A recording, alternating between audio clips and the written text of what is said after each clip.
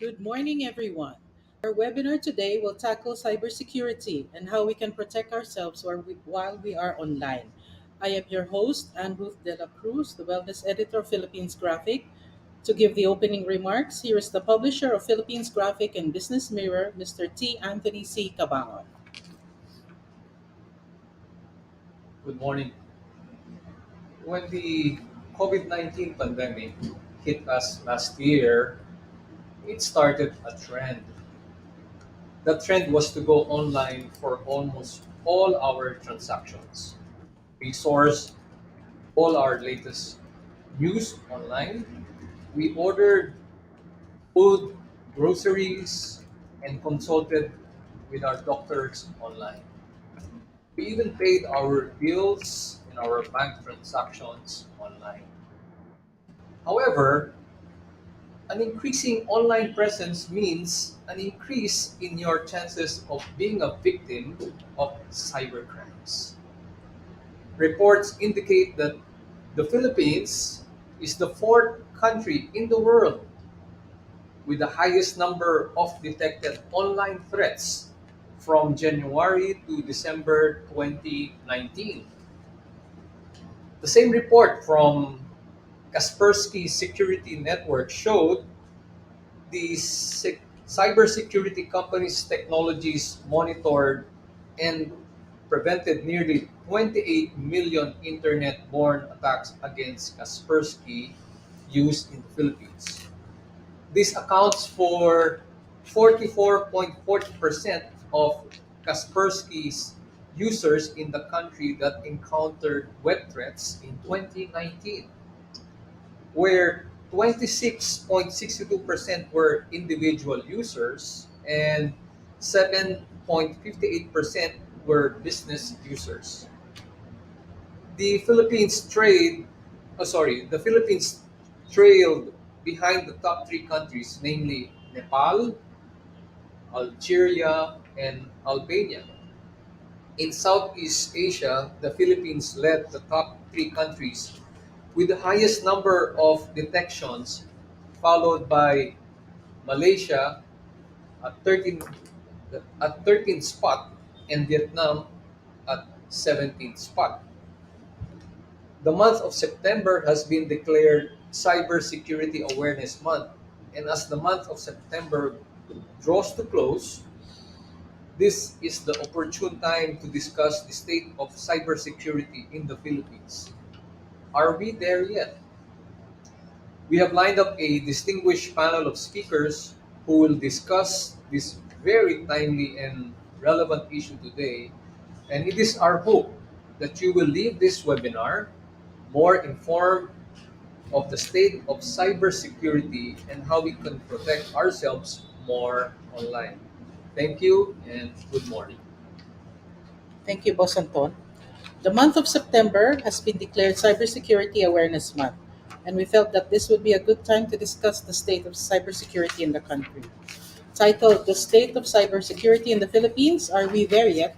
Our speakers will discuss where we are in the government's national security plan, the Fight Fraud Together campaign, and how to keep ourselves safe online.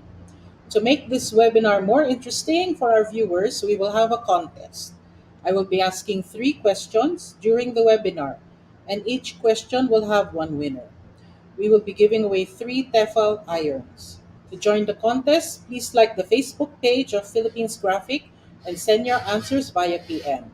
Sari Osorio, our page administrator for today, will inform me of our three winners at the end of the webinar. To start the ball rolling, allow me to introduce our first speaker. Our first speaker is a registered ASEAN Chartered Professional Engineer, APEC engineer, and a professional electronics engineer. He was the former president of the Institute of Electronics and Engineers of the Philippines and founder and president of RC Medina Consultancy Corporation. To give us an update on the National Cybersecurity Plan, here is Mr. Raymond C. Medina, currently a highly technical consultant of the Department of Information and Communications Technology under the Cybersecurity Bureau. Good morning, Sir Raymond.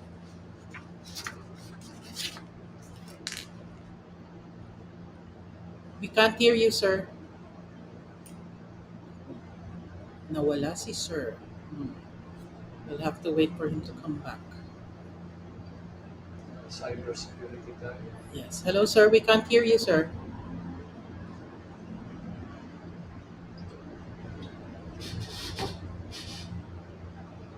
Sorry, is that okay now? Sorry. Yes. Okay na, sir. Okay, thank you very much, and good morning to all. Pardon for the uh, immediate technical issue. So, in behalf of the Office of the Secretary for the ICT, Secretary Gregorio Hunasan, and Undersecretary for the Digital Philippines, Yusek Manika Intik, and of course our Director for the Cybersecurity Bureau, Engineer Director Jose Carlos Reyes. We're very much pleased to be here and probably help enlighten and bring update to the cybersecurity status of the Philippines.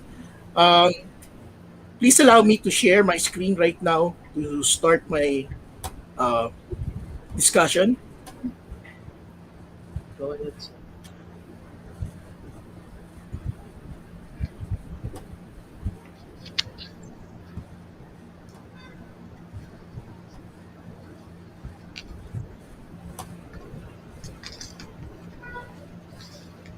So is it clear? Uh, can you see the screen? Wait lang, sir. Yes. Okay na, sir. Thank Palagay you. ko lang sa live. So is it clear? Yes, sir. Go ahead po. Okay. Thank you very much. Um,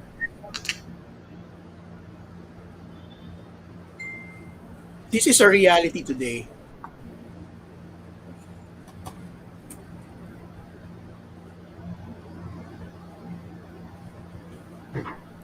Sorry, I think. Papindot na lang, sir, yung hide.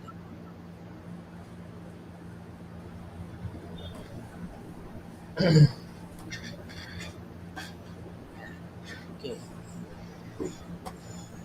Okay.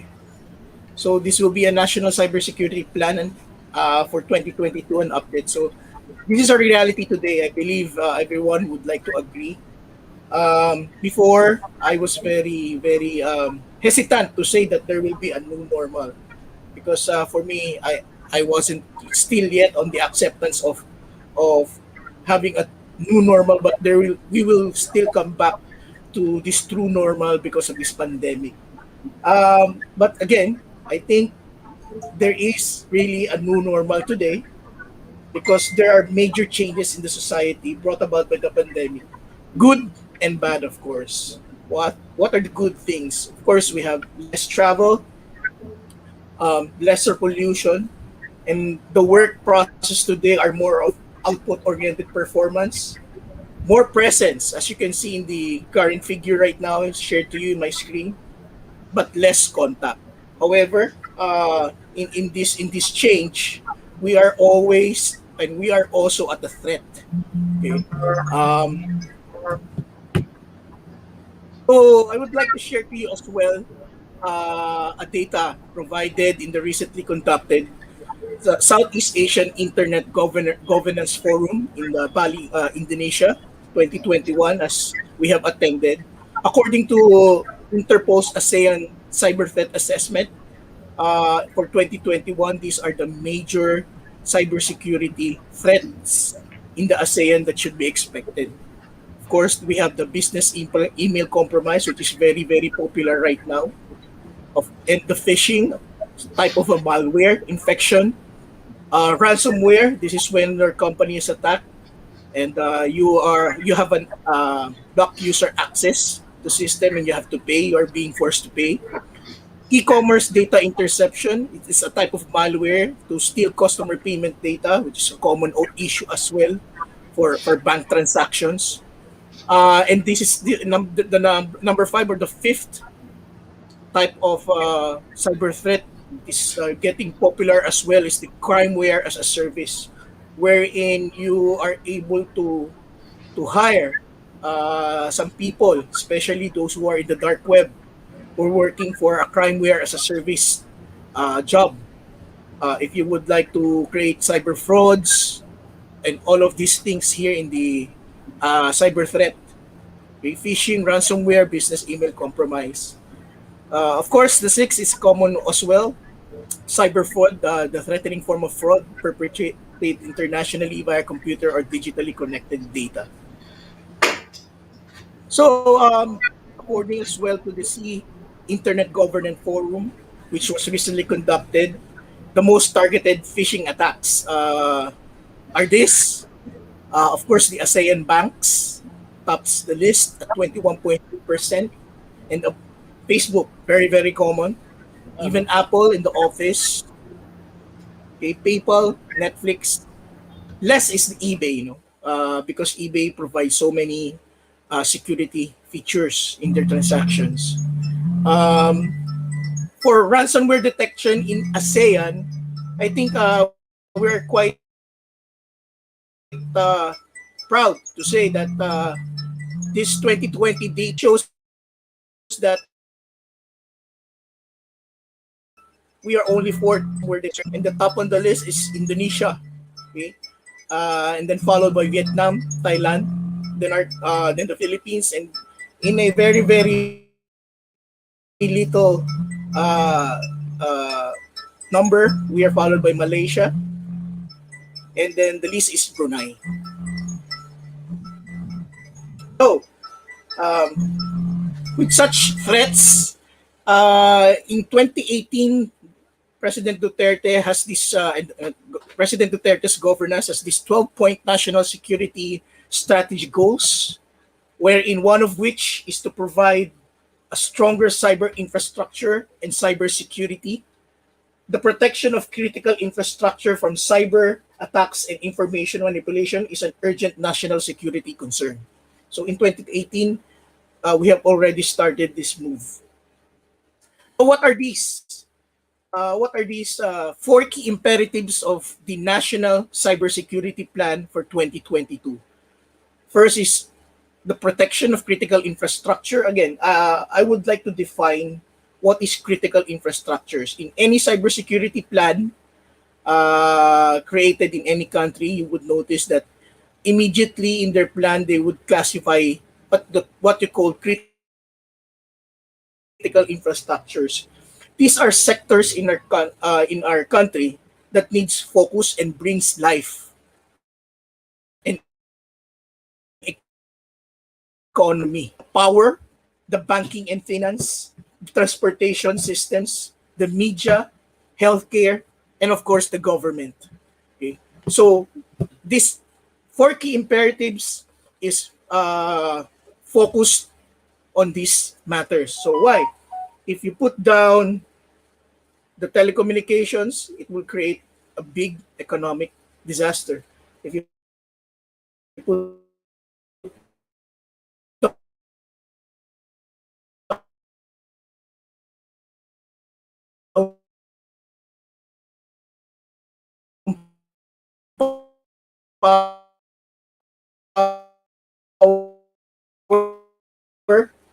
banking and finance, same is true. Okay. Sir, Last time sorry. the Can you Philippines, repeat? Sorry, sir. pardon Can you me, repeat that? Can you repeat that part because you were we lost you there. what part, ma'am? The government, protection of the government. Yes, please. Yeah. Of course, the protection of a government is a very important manner as for national security, which includes defense systems, intelligence, networks, okay, etc. And of course, the people information. Okay.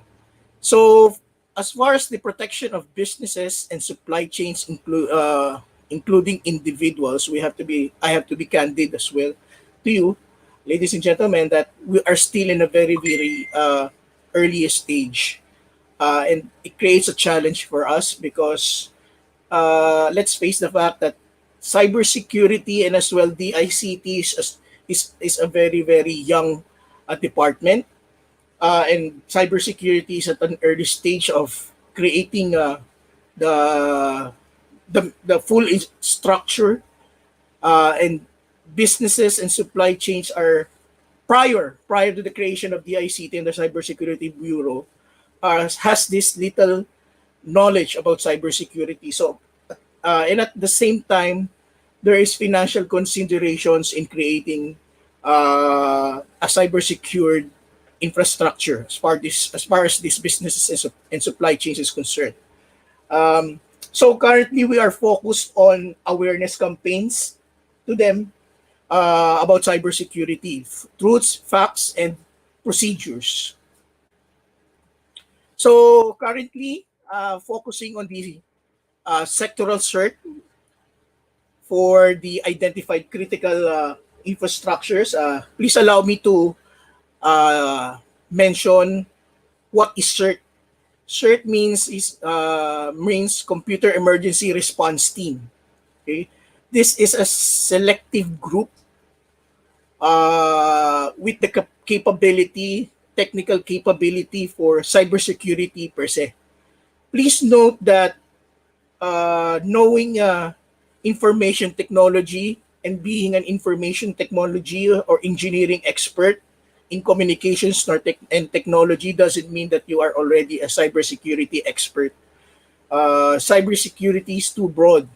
There's a lot of things to consider, technical aspect and processes, because cybersecurity is a holistic process. It's not merely ticking a box, punching keys, but it's a holistic process from management, policy creation, access, and technical knowledge. Okay. So currently, what we have right now for the setup of the cybersecurity resiliency for our country, we have the banking, and we identified the lead certs for this critical infrastructure. Meaning to say, lead computer emergency response team for each sector. Did we do it so? Why did we agreed mutually to have this lead cert? We know for the fact that the respective agencies has their own mandates of regulation to respective sectors. So in lieu of that, and we don't want to create any conflict as far as regulatory functions and mandates is concerned, we made them the leads. Okay, and of course, and if you would review the mandates of DICT, DICT is more focused on policy making. Okay. So here, the banking industry has already established their computer emergency response team, and their reporting mechanisms are in place. For finance, finance are mostly those who are handling, for example, insurances. So the Department of Finance has already started the department order for cert establishment for all Department of Finance bureaus and attached agency. We just finished this week our annual roundtable with them, and they're very, very cooperative. For power, we have the Department of Energy. They have established as well their own CERT team, and they are currently drafting the department order. For all the government emergency services, of which the DICT takes lead on this matter, we have we have actually a national computer emergency response set up right now here in Quezon City for all government services. For business process outsourcing, we have the Department of Trade and Industry leading, and they are very active, already set up their CERT, their reporting mechanisms are in place. The water, which is led by the National Water Resource Board, has already a CERT and then a cybersecurity officer in place. We were quite surprised that in the last roundtable meeting that their responsibility is very complex as far as regulatory and control functions is concerned. Okay? So we have a very, very close discussion with them. Of course, information dissemination is important to us as well. That's why we have one of the critical infrastructure is the media, which is led by the PCOO.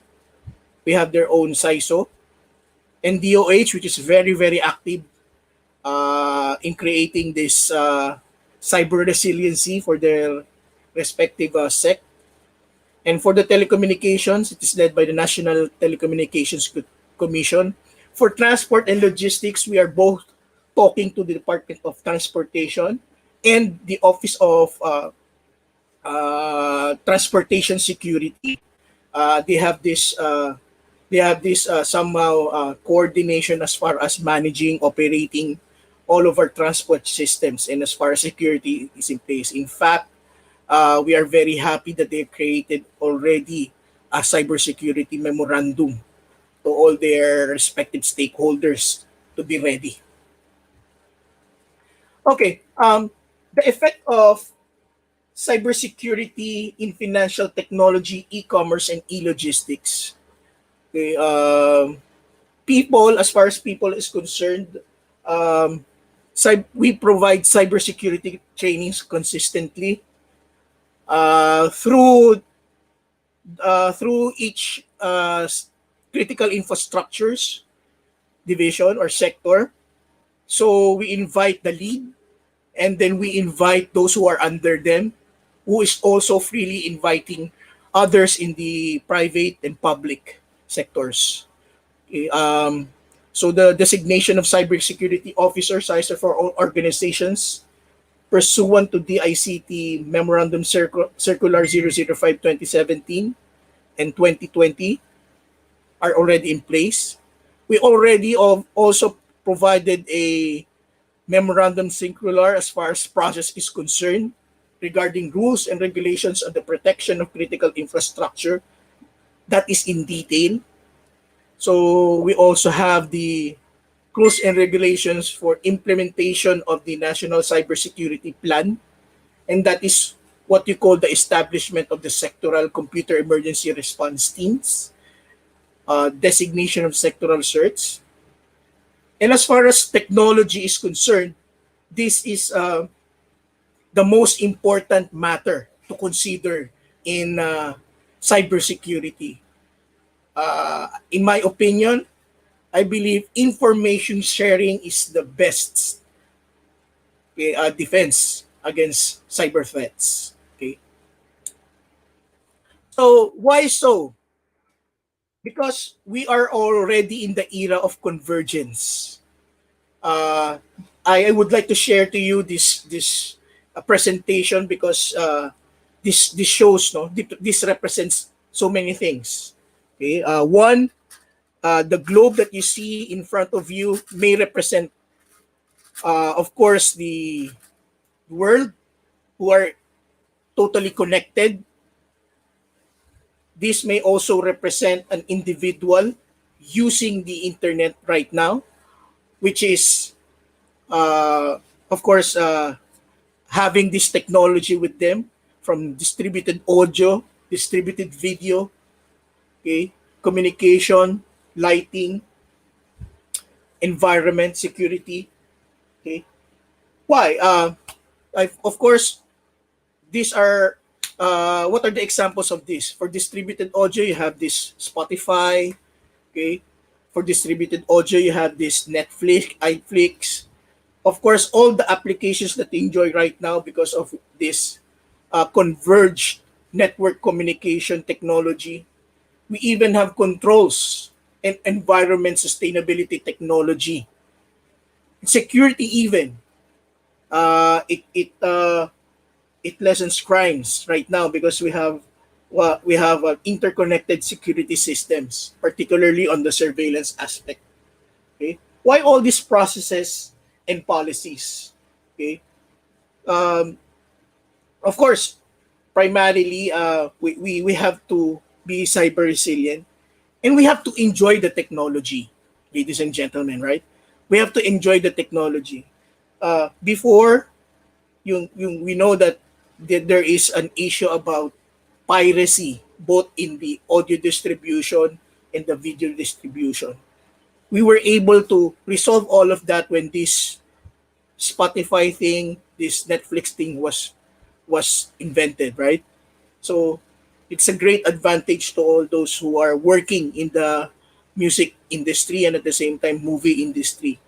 However, with all those technology, there's a threat. Okay. Next is, as far as the threat is concerned, please allow me to share this figure to you.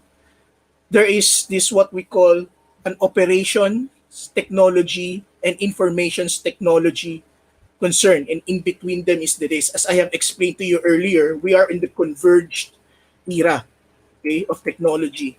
Um, Ladies and gentlemen, cybersecurity does not also particularly focus on what you call information technology. Of course, I believe everybody, when we say information technology, we know that it is about internet, it is about computers, servers, distribution of information, data, that's it. But we don't know that attached to it is this what you call the operational technology side. Okay? What are those?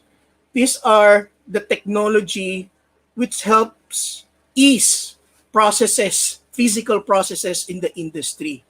This involves uh, ATMs, automatic teller machines. This involves plant plant operational machines. This involves uh, electricity distribution systems, metering systems. This involves satellite systems. This involves dam control systems, power creation systems. In fact, as far as technology history is concerned, these operational technologies are far more older than the information technologies. Okay?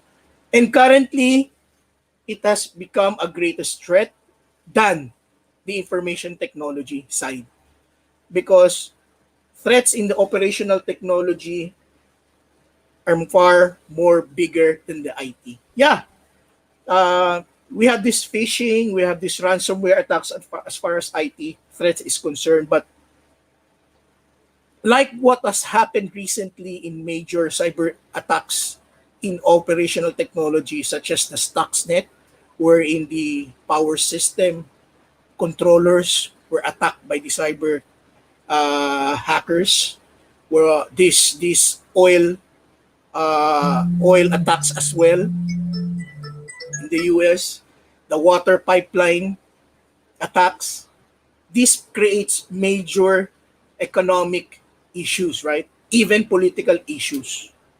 Okay? So that is the focus of DICT. That is the reason as well that DICT create respective critical infrastructures.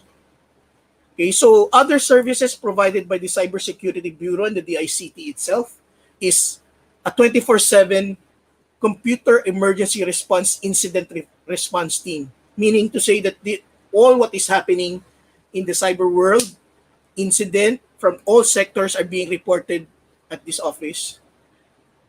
Cyber threat information sharing, as I've mentioned earlier, the important most important matter in cybersecurity, information sharing. We also conduct cyber drill exercises for critical information infrastructures. What is cyber drill exercises? These are a very uh, technical activity for those who would like to be in the uh, CERT team. And of course, we continuously have the cybersecurity advocacy and awareness programs wherein we coordinate with these different local government units, schools as well, okay, because we have this issue as far as manpower is concerned in cybersecurity. Yeah, this is one of the most important matter right now. We have the Child Online Protection Advocacy Program. We have so many activities, hearings that we involve in to have this Child Online Protection Advocacy Program. Cybersecurity training for critical infrastructures, as discussed and mentioned earlier, and annual roundtable discussion with each of the CIR sectors. So what is this? We conduct annual discussion with the respective critical infrastructures to discuss what is happening to them, to also discuss what the supports they need, the problems that they encountered, the issues they have encountered, and what are the resolutions, okay, what are the new things to consider, what are the intelligence as far as cybersecurity is concerned at this activity we discuss. Now, the Cybersecurity Bureau also has this so called the Digital Certificate Division. In the start of my presentation, you have seen that we are already in an era of dynamic processes. Okay, uh, we less travel, less physical contact, but we are involved in so many activities in one time. Okay, so uh, I think this is a helpful division because we provide specific digital identities to each person. What does that mean? The PNPKI or the Philippine National Public Key Infrastructure provides digital certificates for personal identification in the digital world. Meaning to say, we issue valid legal digital certificates wherein if you don't need to provide wet signatures already in transmitting legal documents because once you are registered to the PKI, you could already use your digital signature and the registration of your email address, okay, for confirmation of your identity. So we provide as well webinars and orientation and authority training. In fact, the PNPKI right now is in charge for the upcoming registration and digitalization of signatures of the, I believe, 300,000 teachers that will lead the polls next year.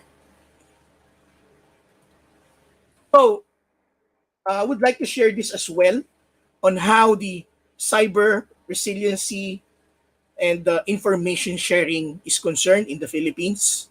So at the top of the chain or at the top of the triangle, you can see is the ICT being the lead for protection, and we have the National Computer Emergency Response Team, and we have this in the middle, the National Cybersecurity Interagency Council or NSHAC.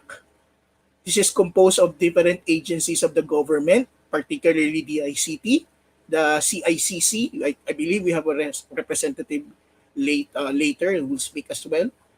Of course, we have the DOJ, NBI, and DILG, who is the lead for investigation and for enforcement and prosecution for local cybersecurity matters. And we have on the other side as the Department of National Defense, who is the lead for foreign and military cyber resiliency. And we have below is the intelligence community for the cyber threat intelligence and attribution, which I believe is this what makes a cybersecurity expert different from any cybersecurity practitioner, the intelligence part. No? So this is the government setup.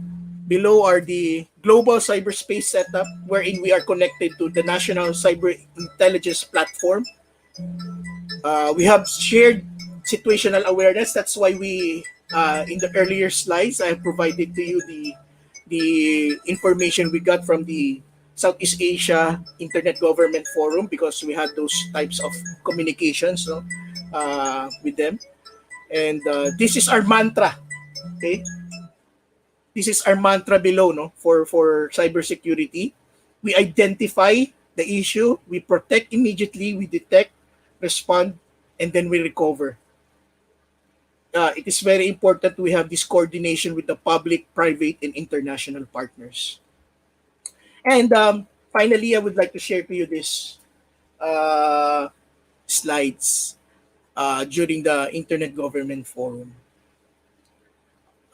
Don't worry, it was shared during the time that don't worry about capacity building or the UN norms. Make sure you're, as a country, government, community, know what you're doing.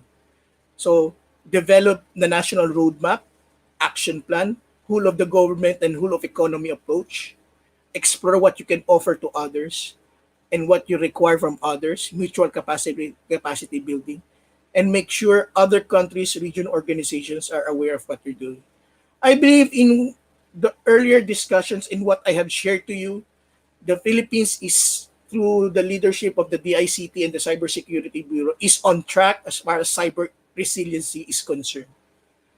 Yes, there is a lot of things to be done, honestly, things to learn, because there are a lot of considerations that needs to be imputed in the setting up of cyber resiliency. One of which, of course, is the financial capability of each sector. Okay, and to close this discussion, ladies and gentlemen, we can prevent. Okay, that is a fact. We can only be prepared, and that is the truth. It is a matter of when. However, we must be able to continue. So what we always say is each of us should always be prepared. No matter how we are resilient, technology is always changing. The cyber perpetrators is always ahead. So we always have to be aware and stay as much as possible ahead of them as well. So for the businesses, we have to establish um, risk assessment for your companies and your sectors, and at the same time create a business continuity plan as far as your information technology systems and operational technology systems is concerned. I hope I've shared to you something today. Thank you very much and have a great day from Cybersecurity po. Okay. Thank you so much, Sir Raymond, for updating us on the National Cybersecurity Plan. Just a few shout outs before we proceed. Here's a shout out to Chato Tagle La Chica, Jana Grace Jaka, Vaca, sorry, Chris Jerome Sanji, Lois Benel Gonzalvo, Efred May Ulit, Carmen de Guzman, Mark Nathaniel Hernandez, Joriel Velasco, Connie Dizon Ramirez, Ricey, Ricey Ann Mercado, Nina Alcantara, Hazel Uy of Cagayan de Oro, and Kimberly Aragones. Thanks. Okay, for our viewers, here's the first question of my contest this morning. Question one: What month do we celebrate Cybersecurity Month? Don't forget to like the Facebook page of Philippines Graphic and send your answer via PM. The question is once again, what month do we celebrate Cybersecurity Month? Okay. Our second speaker currently facilitates in the setting of policies and implementation of strategies that would prevent, suppress, and prosecute cyber criminal activities within our territorial jurisdiction. To tell us about the Cybercrime Investigation and Coordinating Center, here is Assistant Secretary James Layug, the Deputy Executive Director of the CICC. Good morning, Ase. Good morning, ma'am. Good morning to all the participants of this webinar. I'd like to acknowledge the organizers, Mr. Tabangon of Philippine Graphics and Engr, all the other speakers and participants, to all our viewers, good morning. I'm Assistant Secretary James Daluk, the Deputy Executive Director of Cybercrime Investigation and Coordinating Center. Uh, Let me start by telling the story. In May 2000, Onel Guzman, a computer science student at AMA Computer College, together with Michael Brett, released a so-called I Love You virus. The said virus is the world's first computer love bomb, which hacked millions of machines worldwide in a span of just 24 hours. The said event resulted to the shutdown of the email network of the UK Parliament. Pentagon was also reportedly affected, and companies like Ford, Merrill, and Lynch were also not spared. In the previous year, a bug known as Melissa bug is believed to have also infected many machines using similar tactics as the I Love You virus. However, the love bug dwarfed the previous outbreak and exposed how vulnerable the world's increasing internet connectivity was to attack. The mechanism behind the I Love You virus is that the perpetrators tweaked the code by adding an auto-spreading feature that would send copies of virus to victims, Outlook, contact, using a flow in Microsoft Windows as operating system. The email attached contained the words "Love Letter for You." This gave the virus a global appeal. It took advantage of the individual's capacity to love and the human nature to want to be loved in return. It seems the virus profited over the fact and reflected to 10 billion in damages, uh, which were suffered all in the name of love. In response to the widespread occurrence and effect of the I Love You virus, the Congress passed Electronic Commerce Act of 2000, or Republic Act 8792. However, this law did not provide a legal basis for criminalizing crimes committed on a computer system. As such, Onel de Guzman and his accomplices were ultimately not charged for violation of any offense under existing Philippine laws for lack of legal basis to prosecute the said act. The said event led to the creation of the Budapest Convention. It's the first international convention on cybercrimes. This convention categorizes cybercrime offenses into four: offenses against the confidentiality, integrity, and availability of computer data, computer-related offenses, content-related offenses, and offenses related to infringements of copyright.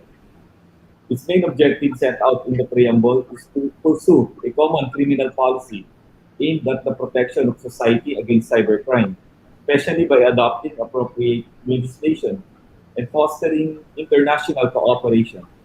The treaty was open for signature for European and non-European member states on November 22, 2001. At present, it has 67 member states, but only 65 ratified it. Brazil and India did not ratify for fear of sharing their data to other countries. The Philippines entered into the convention in 2018. The Budapest Convention laid out the foundation and set the tone for the creation of RA 10175, or otherwise known as the Cybercrime Prevention Act of 2012, which is one of the first laws in the Philippines that specifically criminalizes computer crime, which prior to the passage of the law had no strong legal precedent in Philippine jurisprudence. The said law led to the creation of what is now known, our office, our agency, the Cybercrime Investigation Coordination Center, that has the primary task of monitoring and coordinating with other government agencies and stakeholders in order to prevent, suppress, and prosecute cybercrimes in our countries. So what is cybercrime? That's the basic question that we have in our mind. So cybercrime refers to any of the incidents or occurrences of criminal act or offenses as defined under RA 10175 and under special laws and revised penal code in relation to 10175. So how do we define it? It's simple as if a criminal activity is cyber-enabled, cyber-dependent, and internet-facilitated, most likely it's cybercrime. But under RA 10175, it specifically defined the uh, the offenses into three categories. First is offense against CIA, what we call it CIA, which is confidentiality, integrity, and availability of computer data and systems. So you have legal access, illegal intercept, data interference, system interference, misuse of devices, and cyber squatting. There's also the second category are offenses which are computer related. It includes forgery, computer-related forgery, computer-related fraud, computer-related identity theft. And the last is those offenses which are content-related. These are cyber sex, child pornography, online sexual abuse and exploitation of children, unsolicited commercial communications, libel, and some other forms. It also includes other violations committed under the revised penal code or special laws that which used or was facilitated with the use of the cyberspace, no, or internet. So with this, the CICC is the agency that was created in order to address this and implement the enforcement and ensure that the prevention, suppression, and prosecution of these offenses will be implemented.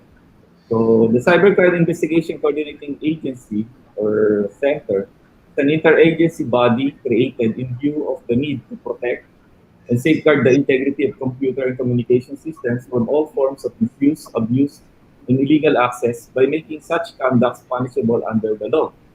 The CICC is mandated to perform the following functions. First, our function is to coordinate and prepare appropriate and effective measures to prevent and suppress cybercrime activities as provided for in the Act. Second is the monitoring of cybercrime cases being handled by participating law enforcement and prosecution agencies. Third is to facilitate international cooperation on intelligence, investigations, training, and capacity building related to cybercrime prevention, suppression, and prosecution through the DOJO Office of Cybercrime. Fourth is to coordinate and support the participation of the business sector, local government units, and NGOs in cybercrime prevention programs and other related projects. We are also mandated to task to recommend the enactment of appropriate laws, issuances, measures, and policies. Six is another function of our office is to call upon any government agency to render assistance in accomplishment of CICC's mandated tasks and functions. Seventh is establish and perform community awareness program on cybercrime prevention and coordination with law enforcement authorities and stakeholders. And lastly is to perform all other matters related to cybercrime prevention and suppression, including capacity building and such other functions and duties as may be necessary for the proper implementation of the Act. Our prime mission is to protect and secure the citizenry, country, and national sovereignty through effective institutional policies, programs, and directives to prevent, suppress, and prosecute cybercrimes. We envision that by 2025, the CICC will be manned by professional and dedicated personnel fully equipped with the knowledge, skills, and tools for a cyber-safe Philippines. Currently, the agency has a total of 79 personnel under the four main divisions: legal division, planning, policy, coordination office, administration finance office, cybercrime investigation division. At present, with the pending approval of Personal Selection Board, we intend to employ and increase our manpower capacity. The CICC, in order to harmonize and integrate efforts in preventing and suppressing cybercriminal activities and to protect our people in the cyber domain, came up with an integrated operational framework for monitoring and response against cybercrime. As an agency created to focus on cybercrime prevention, suppression, and prosecution, the CICC is mindful and recognizes the various threats and vulnerabilities against individual, organization, or government in the cyber domain. These threats comes in various forms or types, whether they are physical attacks, natural disasters, or digital attacks on the internet. Since the cyberspace is a borderless domain, threats can come domestically from within the country or from foreign source, which can be transnational in nature. Each type of threats affects one or more assets of the internet and impact Its impact to our people, property, and organization may vary. For example, physical attacks impact hardware and infrastructure, while a denial of service attack impacts hardware, software, information, and services. These threats and their behavior are inputs to the CICC operational framework. Threats are analyzed through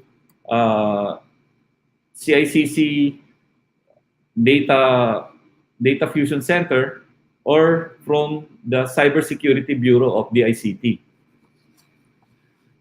The Cybersecurity Bureau focuses more on the technical aspects of the input for data protection, disaster recovery, and business continuity, while it concerns how to defend the information system from malwares, viruses, DDoS, and any threat in the computer systems, while the CICC concerns itself with coming after or going after the perpetrators of the attack.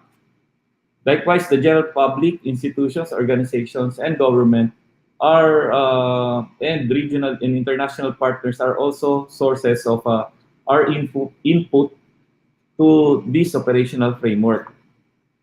The ecosystem of cybercrime monitoring and response uh, takes in the process of threats and their corresponding agents, uh, validates it, analyze it, and come up with threat intelligence and actionable investigation information. The CICC Intelligence and Investigation Data Fusion Center does this processing, and then after that, it is processed by our Threat Operations Center,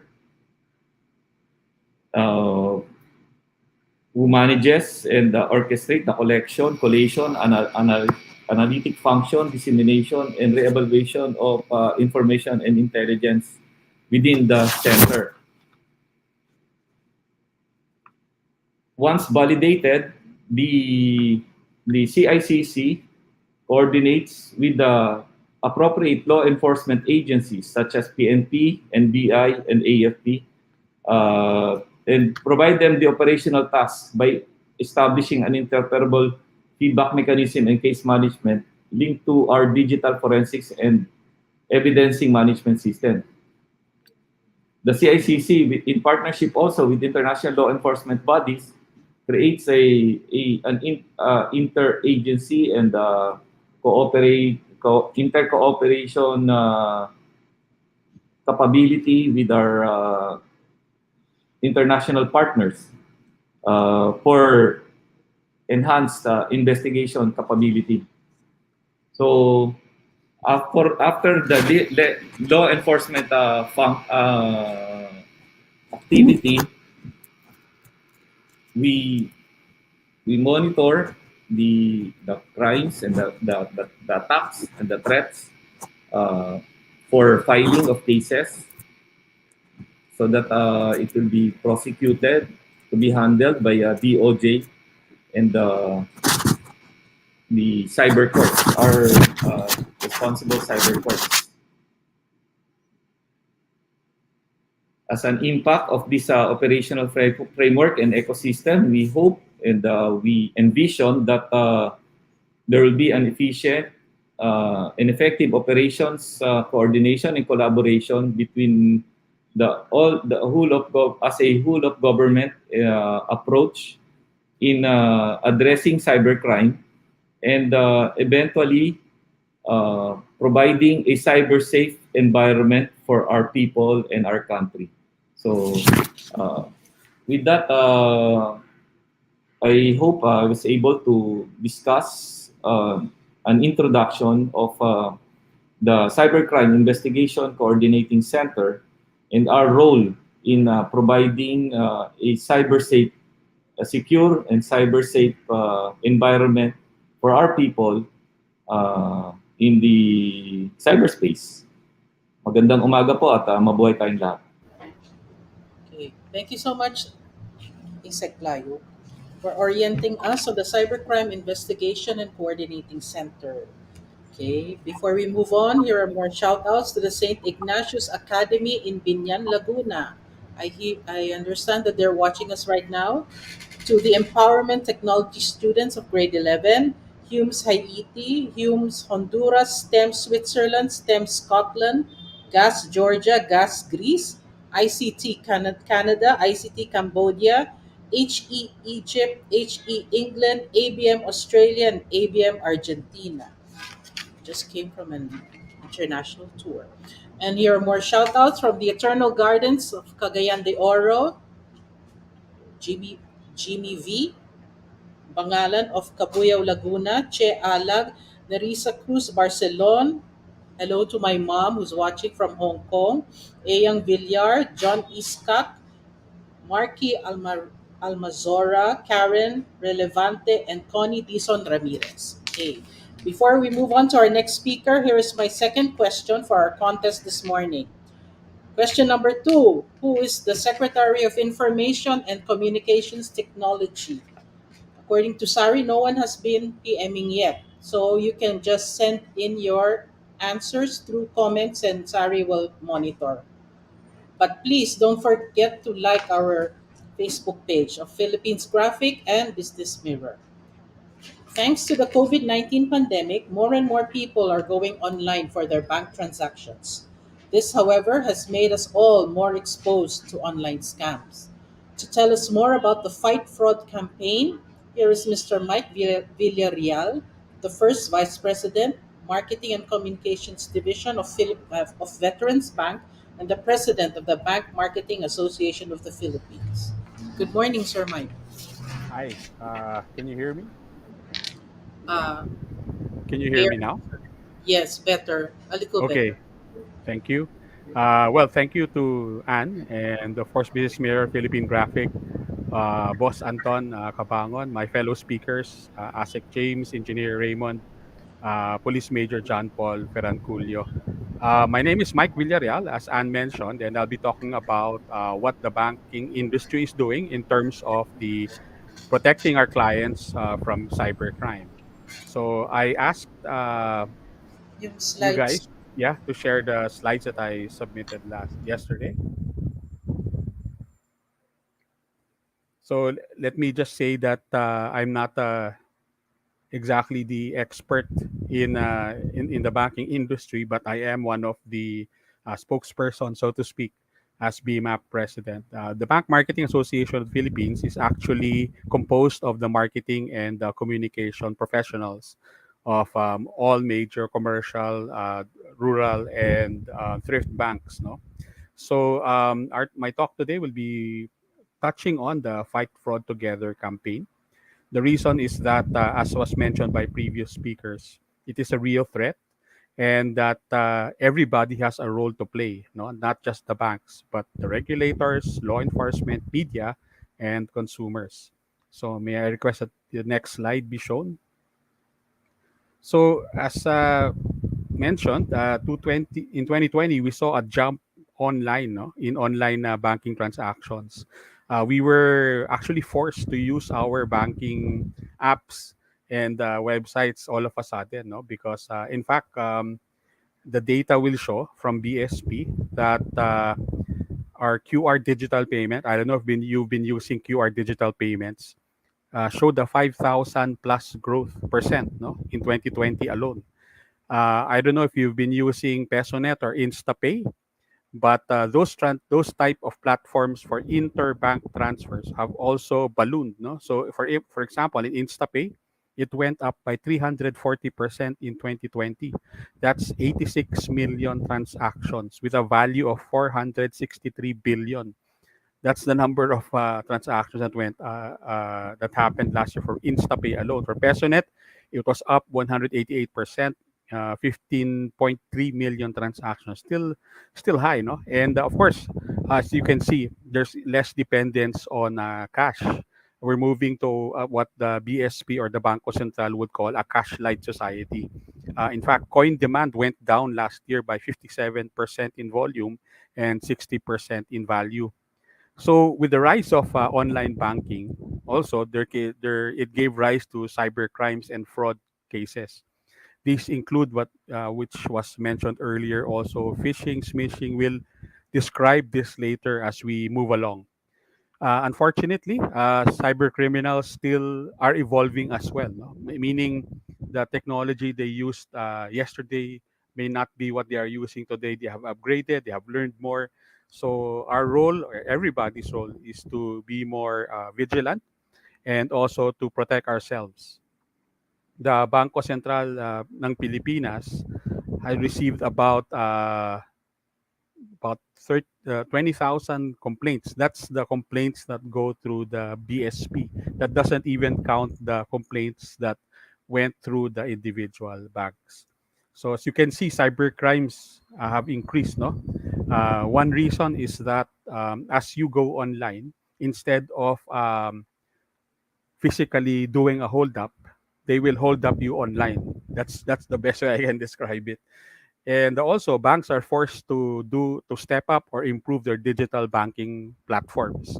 The reason is that, well, it's the demand, no, with the pandemic and all that, especially the limited mobility of many people. We are forced to transact online. We buy things online. Online transactions increased in terms of like the coming sales in Shopee and Lazada and so on. So these are really things that we have to grapple with. Let's move on to the next slide. Let me just say that banks have invested heavily in cybersecurity. Most of that, I think it was mentioned much earlier that attacks happen every day, and that is true. I can attest to that. That banks' websites are the target of many cyber attacks. Unfortunately, not unfortunately, but fortunately, majority of them, I'd say 99.9% of them, are warded off by current protective software. No, but it is true. We receive thousands of attacks every day, and these are mga simple ano lang programs, no. But so that's why it's easy to fend off. But it's true. It's a global problem, and many of these attacks come from abroad. So that's the problem of the banks. We have to invest and update, not just yearly, but I would say even monthly, our software, no? Because it is incumbent upon us to protect the data that is in the banks. You see, the cyber criminals are not just after the money, no? But they're also after data, meaning the data of our clients. Because in the banks, they have the data, the addresses, birth dates, and so on and so forth, the type of transactions that you do. Investing in this software is not cheap. In fact, we do regularly update, as I mentioned, and we also do tests, redundancies, and business continuity exercises in case these things happen. We even hire what we call ethical hackers. I don't know if you've heard of that term. Ethical hackers. These are the guys that we hire that to try to hack into our system. That's so that we can test the vulnerabilities of our system. Next slide. So what the growth in mobile banking last year was also significant, and I think that is good because it is actually more safer to use your mobile banking app rather than to go to a website. And there are, I listed a few. These are not all, no, but I listed a few. Of course, we have the security application. You have the one-time password, and then the fingerprint that you use to enter your mobile apps to ensure that the user of the phone banking app is the owner of the phone. We use biometrics, I mentioned. Biometrics later on will not just be fingerprint, it can be iris, it can be facial recognition. That is why I always advise people, yung mga Facebook post na linalagay nyo yung mukha nyo doon sa sumasayaw na babae, wag nyo please gawin yon. Kasi po, ginagawa nila, kinakapture nila yung data ng mukha ninyo.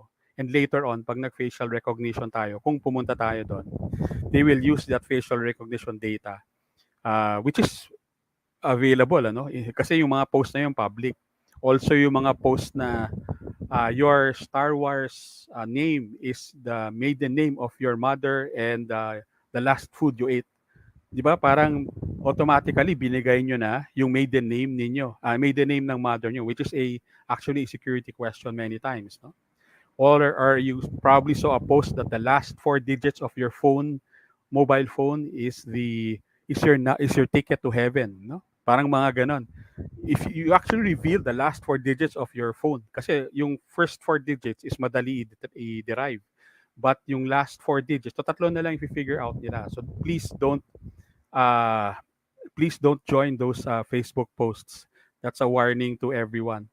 We also have transaction verification, meaning if you do transact with us, we send you a text or a email that you did a transaction in say your mobile app, or you transferred this much. In Philippine Veterans Bank, if you withdraw 5,000 and up from your ATM, you will get a text that you withdrew 5,000 from this ATM.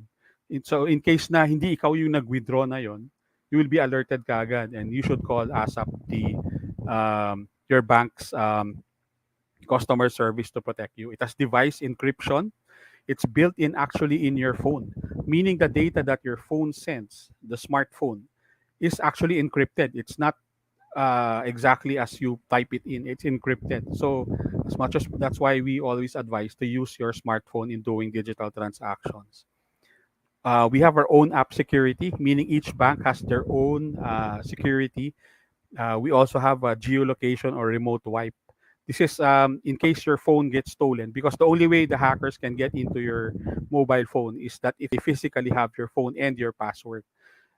You can do remote wipe, meaning if you are able to activate this feature in your phone, if your phone gets stolen, go to a website and then deactivate your phone. When you deactivate, that means all the data in your phone is erased, and the one who stole your phone cannot use your phone. There are actually a lot of security measures in everybody's smartphone. Kaya lang that unfortunately we are not using it. Next slide.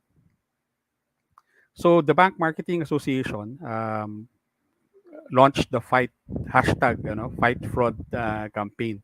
As I mentioned, it's because it's not enough that we know from our side, especially as the bankers, all this information, but it's also important that our clients and you as the user of these mobile banking apps to understand what are the threats, and so that you can protect yourself.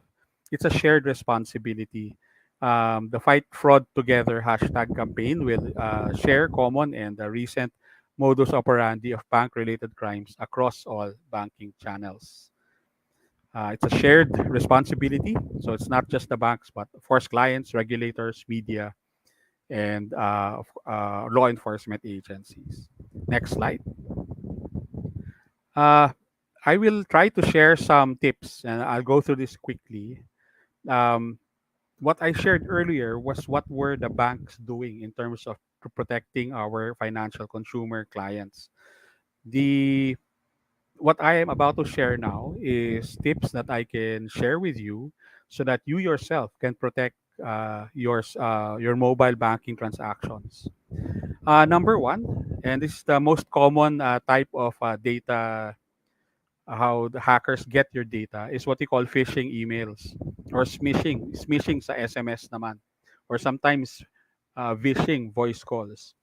What phishing, smishing, vishing have in common is that the perpetrators try to get your data. When they get your data, they will be able to access your banking app. So many times, when we keep repeating this over and over, your bank will not ask for your personal information. It will not ask for your OTP. It will not ask for your PIN, um, because that data is reserved for the client himself or herself. The banks will never ask that. They will not ask your account number. They will not ask your ATM card number. They will not ask for your credit card number. Why? Because we have it already. So why would we ask it from you? So that's why we always tell people, and I cannot emphasize enough, we will never ask for these details from you. So I hope that that gets across, no? uh, Once they have your data, they will be able, or the chances of them being able to access your bank account is now higher. So that is why we try to inform as many people as possible. You will get fake emails pretending to be so and so bank, but when you check really, for example, if you right click on the email address, it will say, for example, ABC Bank. But when you click it, it says a different email altogether. So obviously that's a hacker already. Or sorry, that's a phishing email already. Next slide. This is also important when you go to a website and you're doing transactions or sharing data there. make sure of the HTTPS. That's very, very important. That is a secure or a more secure site. It's locked and data is encrypted to and from that site. Next slide. Password tips. Usually your phone will suggest your password already. No, it's usually a stream of characters, numbers, alphabetical characters, and special characters. It's a combination, and it's very long. Usually 24 characters sometimes. No, and the idea is if it's a machine generated password, the likelihood of a someone being able to hack your password would be very, very less likely. So we always recommend to create a strong password. Never put your birth date, your anniversary, because in Facebook, for example, your birth date is there, di ba? You put your birthday in your Facebook profile. So don't put your birth date as your PIN or your password. Don't use 12345 6. That's, I think, the most common used password and all. So be careful. No. Think. Some would say think of a phrase, a favorite song, a line from your favorite song. Those are the kinds of passwords that we would at least recommend. Next slide, please. Okay, these are some others tips that I would recommend. One is avoid using public or free Wi-Fi. Why? Because it is possible that the fraudsters are actually setting up dummy hotspots, and they're pretending that you're connected to the internet. You probably are, but the data that you're sending to the internet and you're receiving from the internet passes through that criminal, and that criminal will steal your data. So mas magastos ng konti, but I would always recommend use your own mobile personal data or use your home Wi-Fi data or office data when transacting online. So that's why that's something that we should all try to practice. Sabihin nyo, Mike, minsan importante kasi sale sa Shopee eh. Di ba? To me, mas maganda pa rin na hintay tayo ng konti para lang maprotektahan po tayo. Masakit po mawalan ng ng pera sa online transactions. Number two, as I mentioned this earlier already, it's safer to use actually your banking mobile app than the website. Why? It has two-factor authentication, it has biometrics, and so on, mobile keys. And number two is protect your device. Recently, Apple sent update for their iOS to update their OS, no, in their mobile phones and their tablets. Why? Because there's a security threat that Apple wanted to address. So if you receive a notification on your phone that you need to update your OS, and it comes from your phone's manufacturer, please update it as soon as possible. Next slide. Well, I'm about to close, but our main thrust really in the fight fraud campaign, and I'll be sharing the tips that I mentioned earlier and much more through our member banks and of course through BMAP, is that we should be always vigilant. We should practice due diligence kahit mas cumbersome ng konti, like setting all the security features in your phone. It's probably a good investment, especially when it comes to cybersecurity.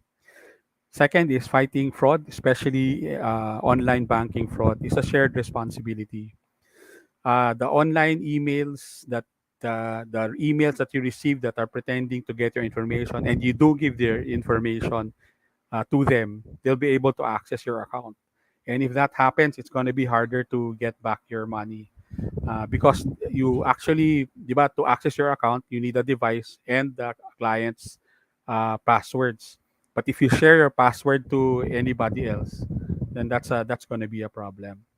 There's a bill filed actually by Senator Grace Poe on online cybercrime. She is the chair of Banks and Finance, and we hope that bill will, when it moves to the IRR, hopefully, it will actually create a venue where we can work together, not just with the regulatory agencies, but with law enforcement.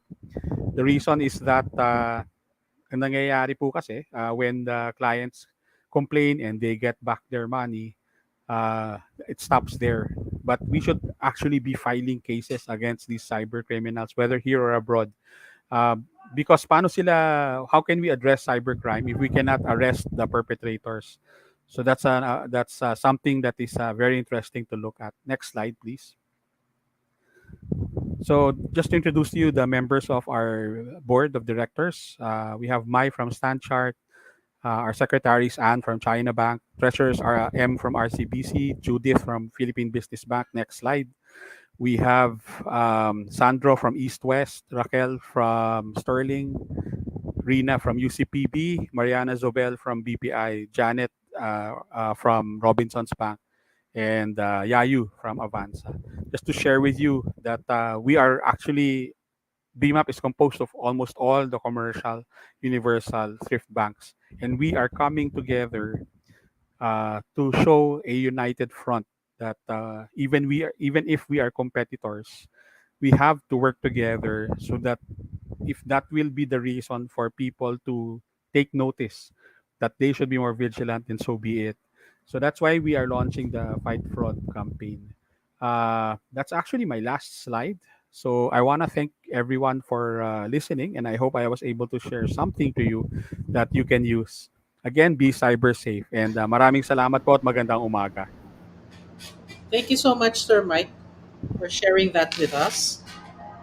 We still do not have any winners, for our questions, so please send in your answers. You still have a chance to win. And if you have any questions, just post them please on your comments so that we can read your questions later. Our final speaker for this morning will share with us some tips on how to keep ourselves safe online. Here is Police Major John Paul P. Ferrancullo, the Assistant Chief of the Cybersecurity Unit of the Philippine National Police Anti-Cybercrime. Good morning. Good morning, everyone. Good morning, sir. Good morning to all the viewers. Maliwanag po ba yung sounds, ma'am? Yes, sir. Go ahead, sir. Good morning again. On behalf of our Director, Police Brigadier General Robert T. Rodriguez and the Command Group of Anti-Cybercrime, I would like to thank you for inviting us for this webinar. I am Police Major Ferrancullo, Assistant Chief of Cybersecurity Unit of Anti-Cybercrime Group. Today, I will be discussing the cybercrime prevention and awareness. Let me share my slides first.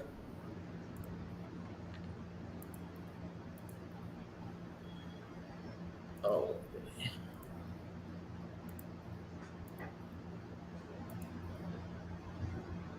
nakita na po, ma'am. Yeah, okay na, sir. Slideshow na lang, sir.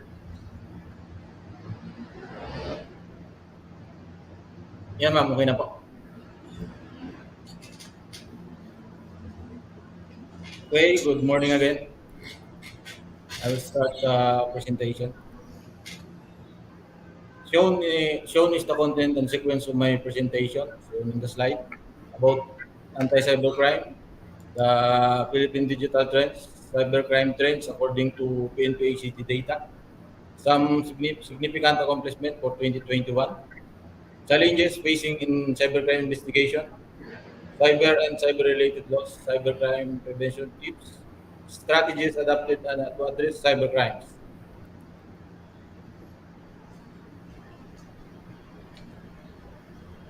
No, nawala. Sir, excuse, hindi po nagsiscroll yung slides po, sir. Ay, hindi ba?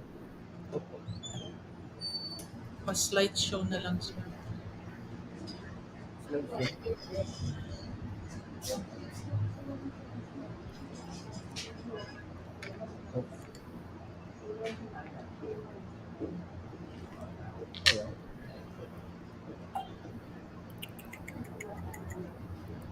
Please press F5 lang.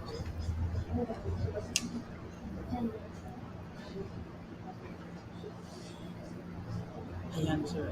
I can see it here. Yan. Okay na, sir. Okay na, ma'am. Thank you, sir. Go ahead na po.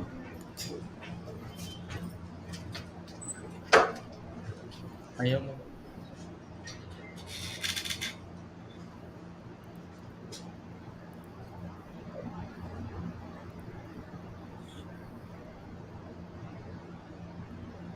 Wala siya.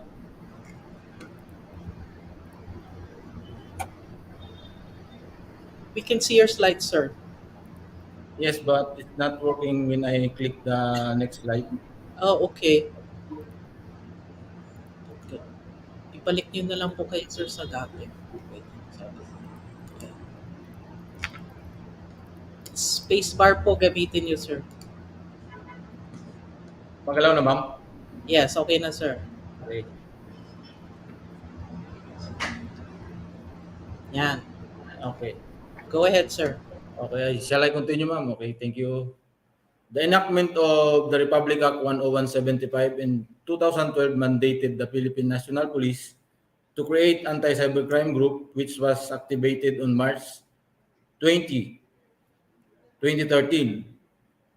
It was marked its separation from the Criminal Investigation and Detection Group or CIDG. Nung una po kasi magkasama po, nasa division lang po ng CIDG yung cybercrime, the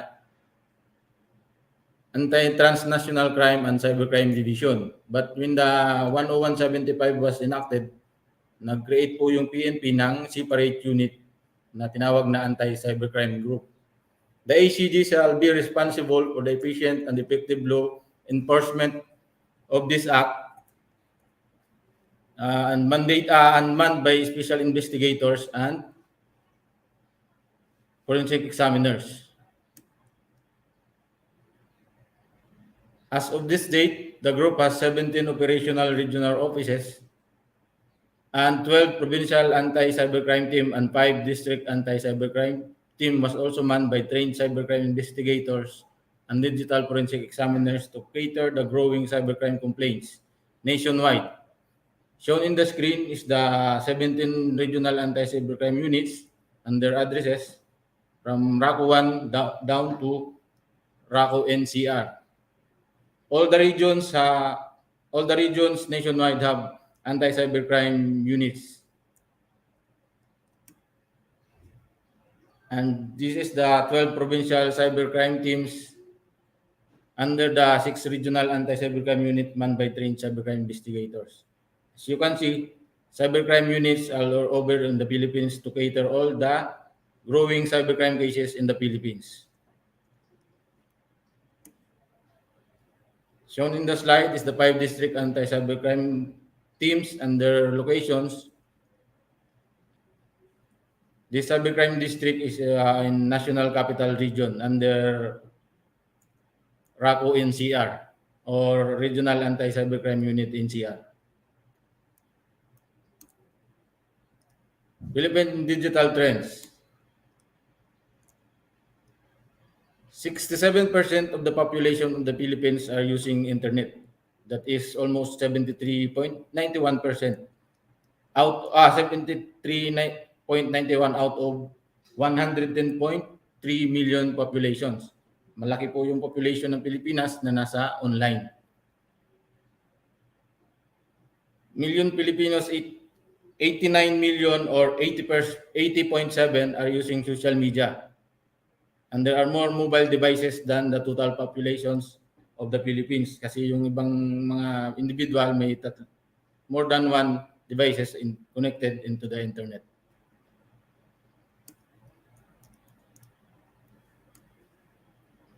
Cybercrime trends. Trends of the Philippines.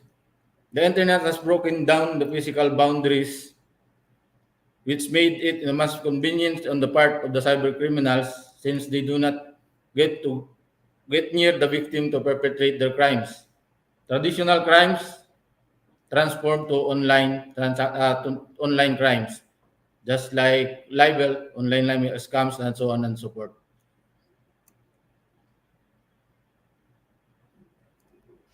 Shown in the screen is the cybercrime statistics of ACG since its activation in 2013 to September 2021.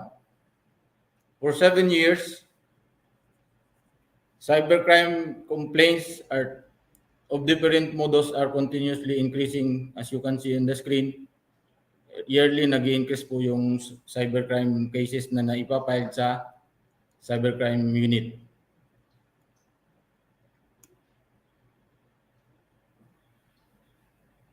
These are the top most prevalent crimes reported in our office since 2013 up to September 2021. On top is the online scam, followed by libel. Third is the Anti-Photo and Video Voyeurism or Republic Act 9995. The fourth is the computer-related identity theft. Next is the online threat, Article 282 of the revised penal code. And then the system interference or hacking, unjust vexation, illegal access, ATM credit card fraud, and Article 135 as amended by Republic Act 10951 in relation to Section 6 of Republic Act 10175. These are the top 10 cases reported in anti-cybercrime groups of victims of cybercrime.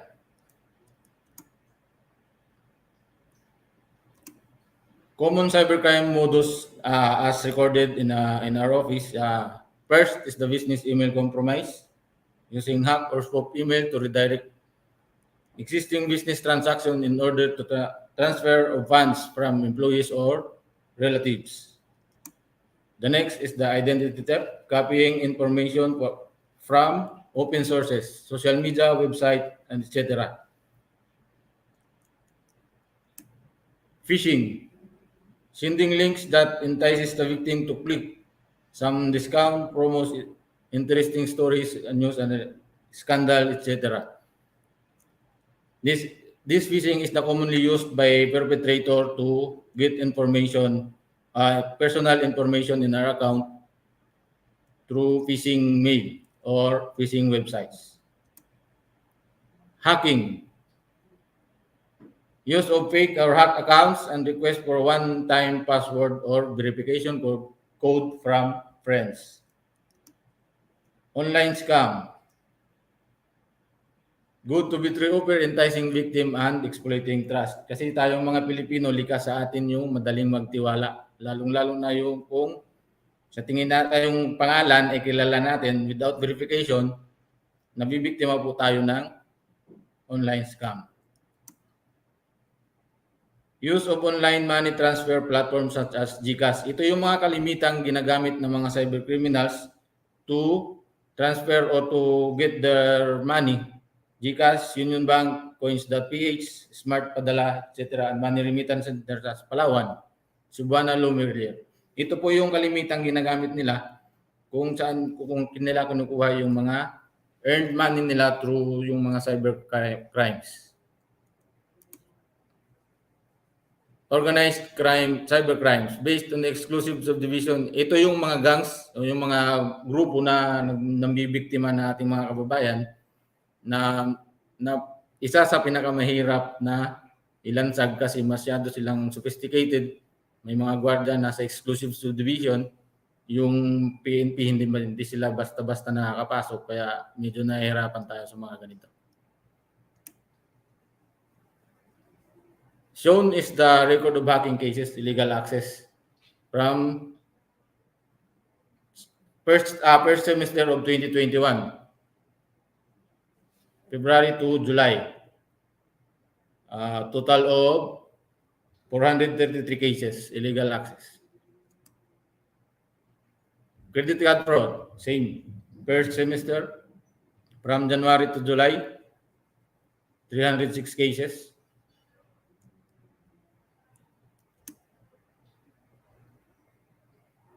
Cybercrime prevention for business. Cybercrime preventions can be broken down into three: people, process, and technology. Each has their own important things to consider and must not fail in their individual responsibilities. Should there be any of the pillar fails, then the cybersecurity postures of the company or the organization will fail as well. For example, for people, head and subordinates should be aware of cybercrime or cybersecurity. Cybercriminals are always looking for opportunity. And of course, yung mga personnel natin dapat may kakibat na trainings and alam yung paano interventions. When it comes to process, standard operating procedures, security guidelines, and contingency plans must be in place. And when it comes to technology, marami tayong mga available technologies. Sabi nga ni Sir Mike, medyo mahal lang, but we have to invest to protect our personal information or our infrastructure, and everything else will fails if we do not invest in cybersecurity.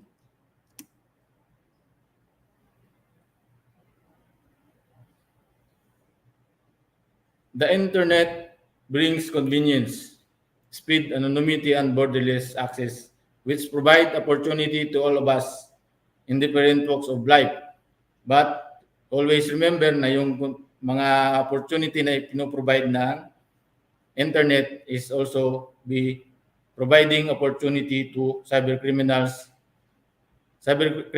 to para maano tayo ma-victimize. So let us be aware of the internet. When we are surfing in the internet, we should be aware of the links we click, website we visit, so that we can avoid being victimized of cybercrime. The photo explains the reality and borderless nature of crimes, wherein cybercriminals respect no boundaries. In this example, one cybercriminals can victimize vulnerable victims in multiple jurisdictions at the same time.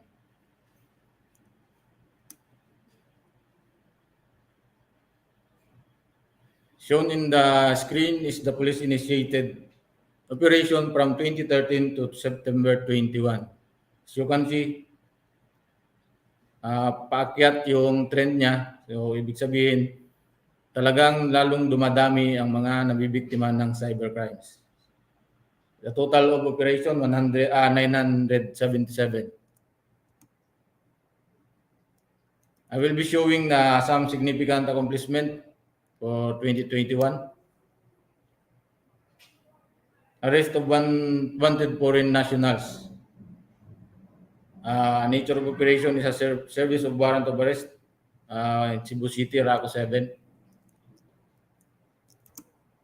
Next is the arrest of American national involved in prostitution activity in Region 3. Arrest of Nigerian national, Filipino cohort for love scam.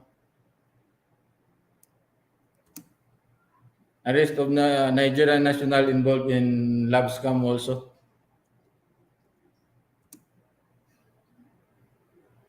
Arrest of Nigerian national involved in love scam.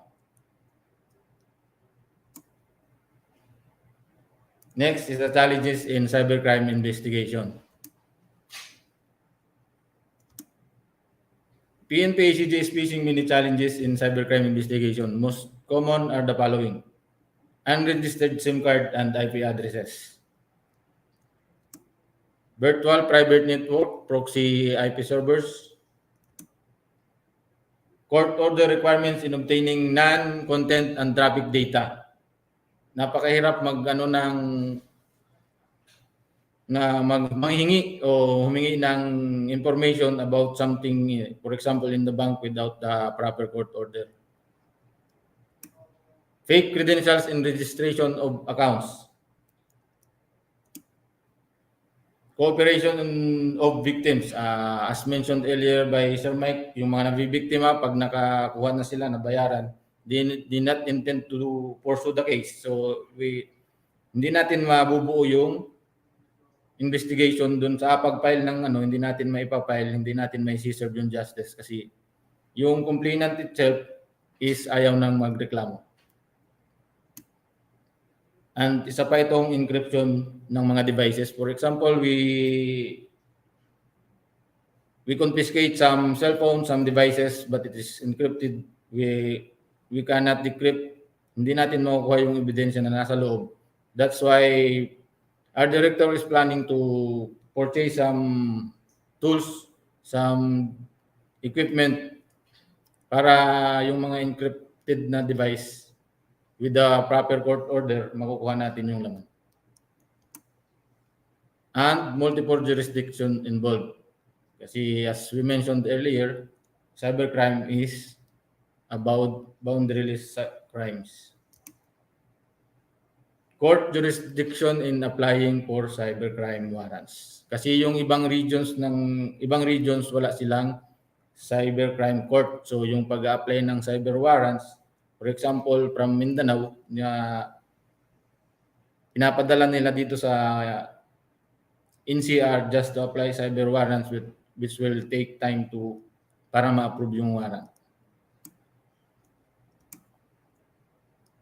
Cyber and cyber-related laws. Laws on cybercrime and cyber-related laws.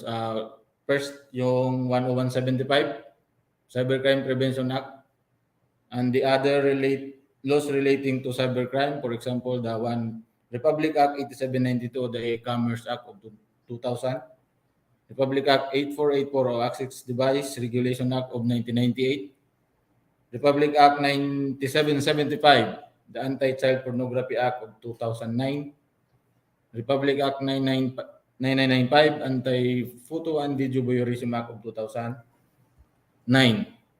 and the violation of revised penal code and other special laws committed by, through, or with the use of ICT.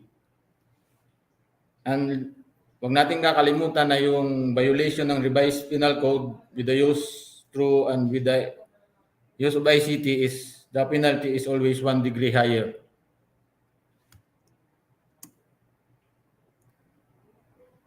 Ito, na-mention naman ito kanina, yung kay si Layug, yung Punishable Act under 10175.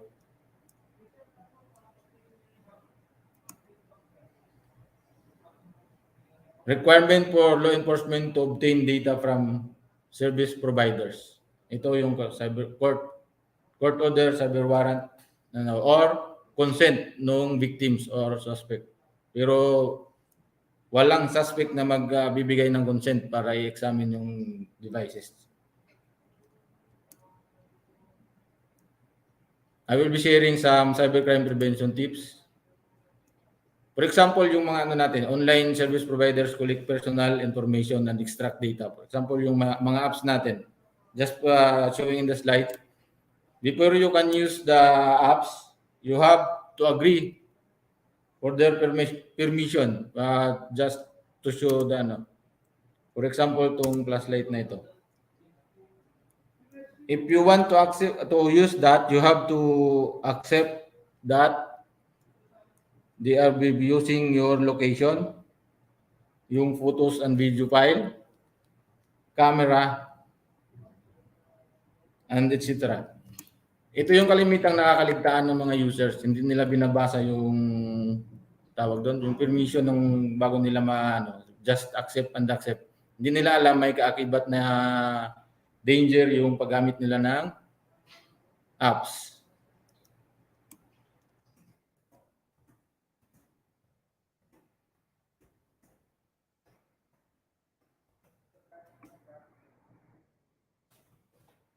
Why is there so many victims of cybercrime? Just as shown in the slide, trusting nature of the Filipinos or individuals.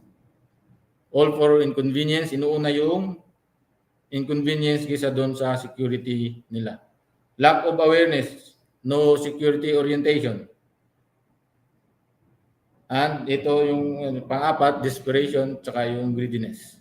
Irresponsible use of online accounts, personal accounts or system security loopholes that can be exploited by criminals. Hindi nila isinasaisip yung sariling, yung parang security, self-security.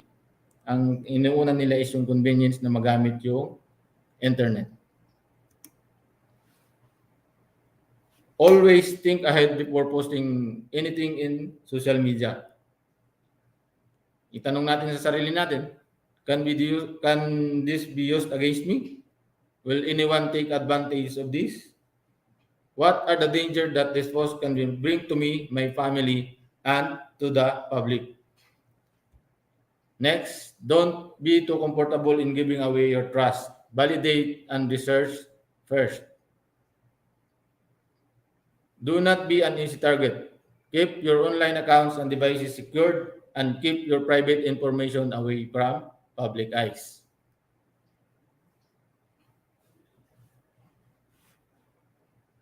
If there's a money, favor, consideration, or sensitive information involved in any online communication, do not fail to validate the real identity of the person on the screen. Tawagan natin yung mga kausap natin kung nagpakilalang kaibigan natin, kapamilya natin, katrabaho natin, always validate. Tawagan natin yung tao.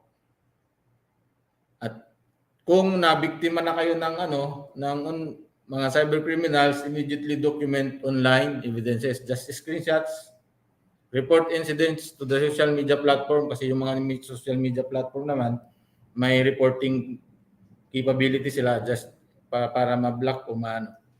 Report the incident to the authorities.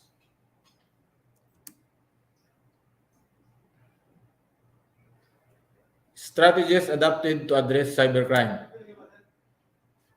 During the start of the pandemic, this group developed a system to allow those who have cybercrime-related complaints to lodge their complaint online.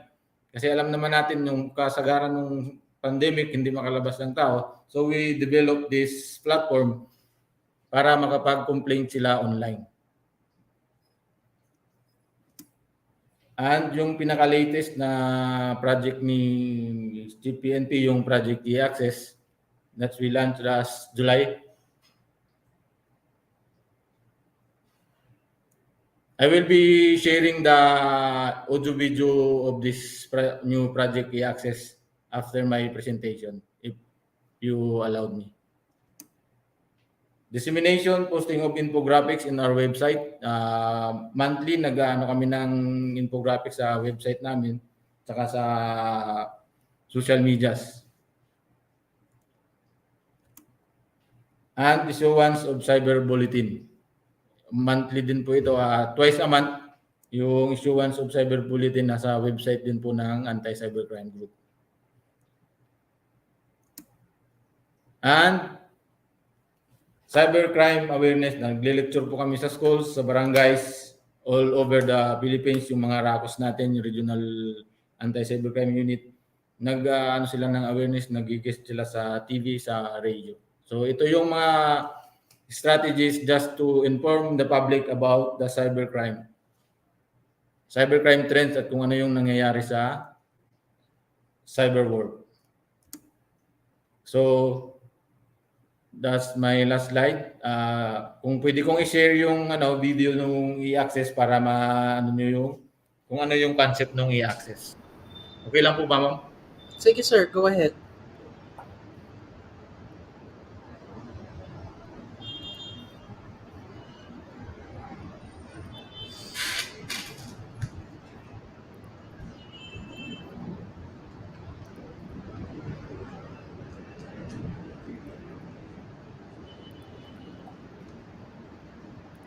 There. Nakita na, ma'am? Yes, sir.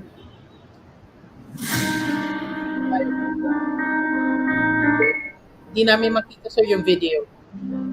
Ma'am? Hindi namin makita yung video, sir. Hindi makita, ma'am? Yeah.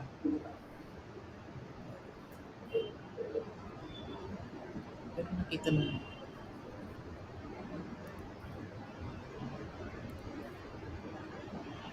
Wait lang, ma'am. Wait lang.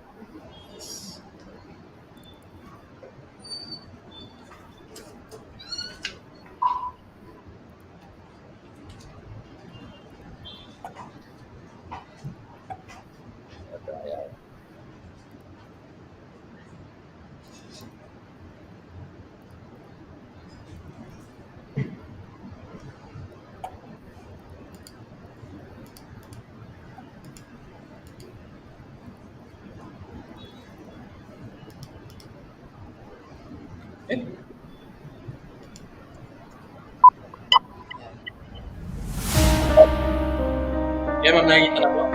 Yes, sir. Okay. Saan na?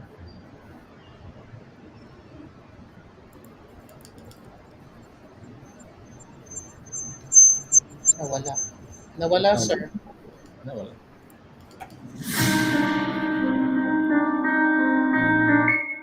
Yan, ma'am.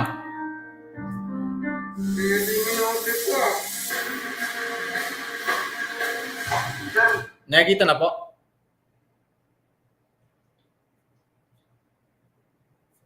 Oh my God.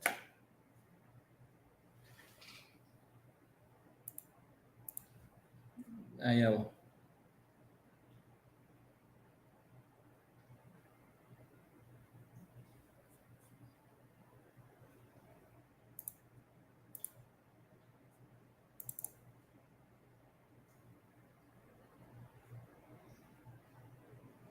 Ayaw ah.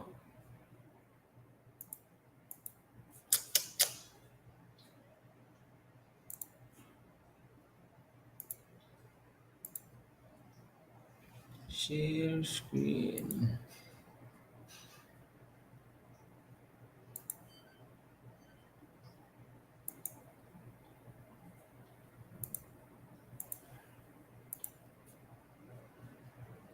Ah, shit.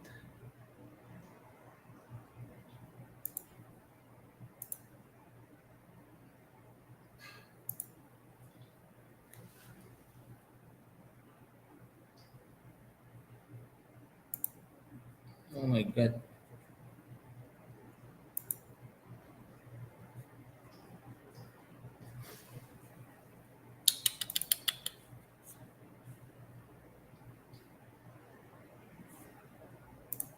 Uh-huh.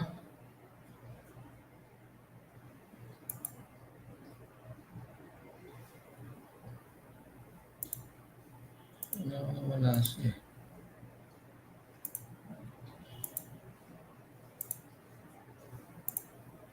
Share video files. Open.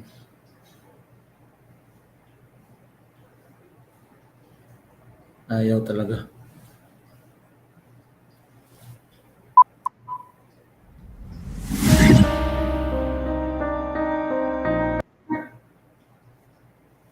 Tumitigil.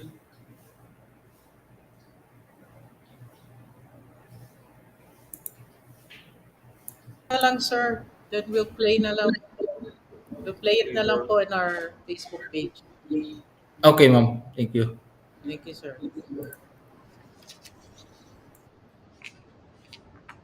Okay, thank you, Major Ferrancullo, for sharing those tips with us. Before we proceed to the open forum, here's your final chance to win a Tefal iron. Question 3. Where does Mr. Mike Villarreal work? What institution is he connected with? Don't forget to like the Facebook page of Philippine Graphic and Business Mirror. You can send your answers here sa comment section. So now let us proceed to the open forum. I already see a number of questions coming in. Let's start with the question from one of our reporters, from Mr. Riz Reyes. The question is the government spending enough to rebuild a robust and efficient cybersecurity? Perhaps Sir Raymond, you can try to answer this, or si ASEC Layug. Is the government spending enough to build a robust, efficient cybersecurity? Uh, good morning again, ma'am, and to all our viewers. Right now, I think the government still lagging with regards to funding and equipping our capability. But we're on track uh, in addressing cybersecurity and cybercrime. Do we have enough budget for that, sir? Uh, to be honest, it's still a work in progress ang budget po natin, ano? Mhm. Yung cybercrime office natin, ano, yung Cybercrime Investigation Center, Coordination Center, ang CICC po.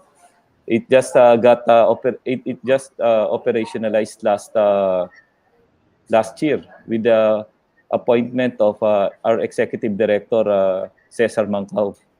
We were allocated the budget of only 11 million for the whole year. So for 2021, we only have 11 million budget to address cybercrime. So makikita nyo masyado maliit. But we already we are working with the Congress right now, and we're asking for additional funds so that we can at least come up with the appropriate funds to equip our law enforcement agencies' capability in addressing cybercrime. Maliit ang budget natin for this. So we're praying na this will be the focus of the in the next few, maybe for next year's budget of our government. Pero maging maliit man yung budget natin, we try to innovate and try to be adaptive, understanding na we're competing for budget. Ang ginawa po ng opisina natin is we're trying to approach the problem through innovative ways. No, first is MOUs and MOAs. We try to partner with other organizations, with NGOs, with business entities in order to curb out yung cybercriminal activity. So partnership po with telcos, with ISPs, and with the other government agencies. Medyo it helps yung limited budget natin. And then we are also trying to come up with policies para mas mapadali, no? Ang isa po diyan yung SIM card registration, prepaid SIM card registration. Ang problema kasi natin sa cyberspace, ang tinitake advantage ng mga cybercriminal is yung anonymity. So, attribution ang kailangan natin. So, I think yung first effort natin is to also to register yung prepaid SIM cards. Medyo makakat in half natin agad yung mga fraudster or fraud or scams sa through mobile phones, no? And mobile device, actually not just mobile phones but gadgets and devices. So ang effort po natin diyan, if we cannot go through legislative, we are working with the executive action for that. Yun po, ma'am. I think that's what I can say with regards to our budget and the very limited budget and our effort to cope up with that limited budget. How about po sa PNP? How are you doing po with your budget with regards to cybersecurity? And kumusta naman po yung budget nyo in implementing the policies with regards to cybersecurity? With it comes to PNP, ma'am, pag-upo ni President Duterte, binigyan tayo ng budget for the smart policing, including the activation of the Cybersecurity Division of the ICTM, the Directorate for Information and Technology Management. Binigyan tayo ng budget for when it comes to smart policing. Saka yung cybercrime, nabigyan din ng budget for the new building, 5-story building, at saka yung mga equipment niya for cybercrime prevention and para sa malabanan natin yung mga cybercriminals, ma'am. I think the national government is supporting the PNP when it comes to in fighting cybercriminals. Okay, thank you, sir. Here's another question from one of our writers also, from Leonie Garcia. Is it true that there is an absence of an official definition on cyber defense in the Philippines, and that makes it hard addressing the complexity of cyber attacks? Who would like to answer that? Sir Raymond? What is our official definition pala? Actually, as I have mentioned earlier po, no, in the discussion, there is no exact or specific definition for cyber defense. However, we have this so-called what you call cyber resiliency. And cyber resiliency is actually and cybersecurity per se is a holistic process. Okay, you only have to be resilient, prepared, because you will really never know when the attack will happen, and there is actually no specific defense kasi nga po, no, technology always change. okay, the programming capability always change. What is the coding for a certain malware attack today may be different for the coding of a malware attack tomorrow. So the quote unquote resiliency slash defense for that is you have to be aware of what is happening, the intelligence group like the CICC as mentioned, or the involvement of the CICC, the PNP, and the AFP in coordination, no, for the intelligence to be present. Okay? Yun po yung I believe is what is important. Ma'am, may I? May I? Go ahead, sir. Yes. Yan ho ang isang problema nga natin. Ano? Sa CIC, yung Cybercrime Prevention Act defines when it was crafted in 2012, it defines yung criminal activity. That time, hindi pa siya ganong ang focus natin is public safety and public security.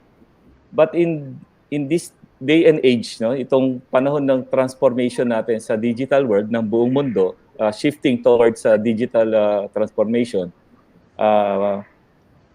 Ang isang one thing that we have to address is defining yung cyber domain, no, as a part and component of our territory, no, of the country. Kasi hindi mo siya po pwedeng i-define kasi na cyber domain, cyberspace, borderless agad ang naging konsepto. But if you will define it sa constitution and bylaws natin, sa constitution natin, how will we project yung national sovereignty and territorial integrity sa cyber domain? So doon ho papasok yung cyber defense, no? Yung defense kasi it connotes yung national security. There's an implication na ng national security. Kapag ang pinag-usapan na natin is yung well-being and interest of our people, on a and through by yung national integrity, yung national sovereignty natin, diyan po tayo naglalaro ang cyber defense, no. So kasi may layers ka eh. Ang problema mo yung domain, yung cyber domain, yung physical natin kailangan i-project mo sa cyberspace eh. And then from there, the state has the responsibility to deter, deny, or at least deter, deny, and stop or suppress yung attacks of state and non-state actors against our government, against our organization, and against our people. So I believe yun yung doon tayo dapat papasok with regards to cyber defense. And ang AFP kasi ma'am, nag-start pa rin lang siya ngayon eh, defining yung kaya siya create din siya ng cyber capability niya. Kasi nga natali muna kasi una nung tinayo natin yung RA 10175, natali dun sa protection of our the interest and public safety of our people. Hindi pa gaano pinag-usapan yung estado per se. State to state na kasi ang usapan ngayon, ma'am. Yun po. Okay, That's my take on cyber defense. Thank you. Okay, thank you, sir. Here's another question from Maricel Valdez Davat. The Cybercrime Prevention Act has been in effect almost a decade now, with cyber attacks now getting extremely sophisticated and more prevalent that they are almost impossible to contain. Where does the government stand in the face of these challenges? Asst, Layug. Thank you, ma'am. Again, medyo delayed yung reaction natin with regards to that. But what's good about this pandemic is that it exposed yung weaknesses natin. So, like what we said, the Cybercrime Prevention Act was enacted 2012. But yung appointment ng official executive director last year lang po na i-appoint. So, we're trying to catch up with the times, no? Ang pag-address ng gobyerno, same thing with the transformation towards digital Philippines. So, nandun tayo sa effort ng i-connect muna natin yung mga tao. So sa infrastructure. So infrastructure importante, i-connect natin and then isabay natin yung protection and security ng tao natin o ng estado sa cyberspace, no. So ang program ho ng government right now is first is connect them and then isabay yung protection of our people through prevention, suppression, and prosecution of cybercriminal activities. Yun nga po. So, I believe the government is heading towards that direction right now. Even our legislators, medyo nag-iisip na rin sila na we have to come up, rise above yung sa challenge ng digital transformation. Hindi lang ho cybercrime eh. Ang challenge dito is yung digital transformation, digital governance, and digital Philippines. Thank you. Okay, thank you, sir.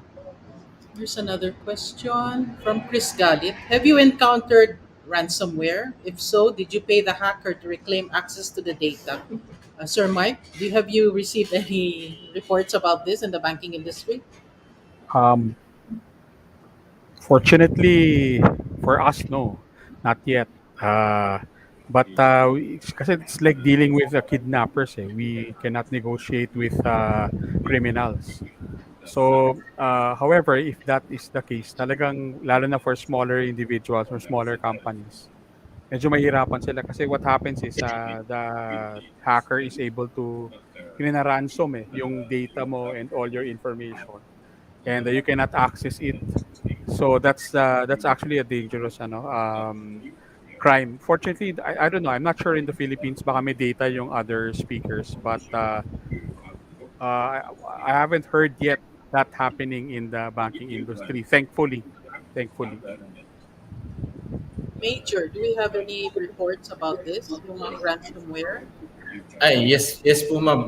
Actually, mayroon po ma'am na nagko-complain sa atin about ransomware. Unfortunately na according to them, nakapagbayad sila but hindi nila nakuha yung access code. So talagang hindi po nila ibibigayan. So ang ano ko lang sa mga viewers natin, just in case ma-victim sila ng ransomware, huwag tayong magbibigay ng bayad kasi walang assurance na ibibigay yung access code.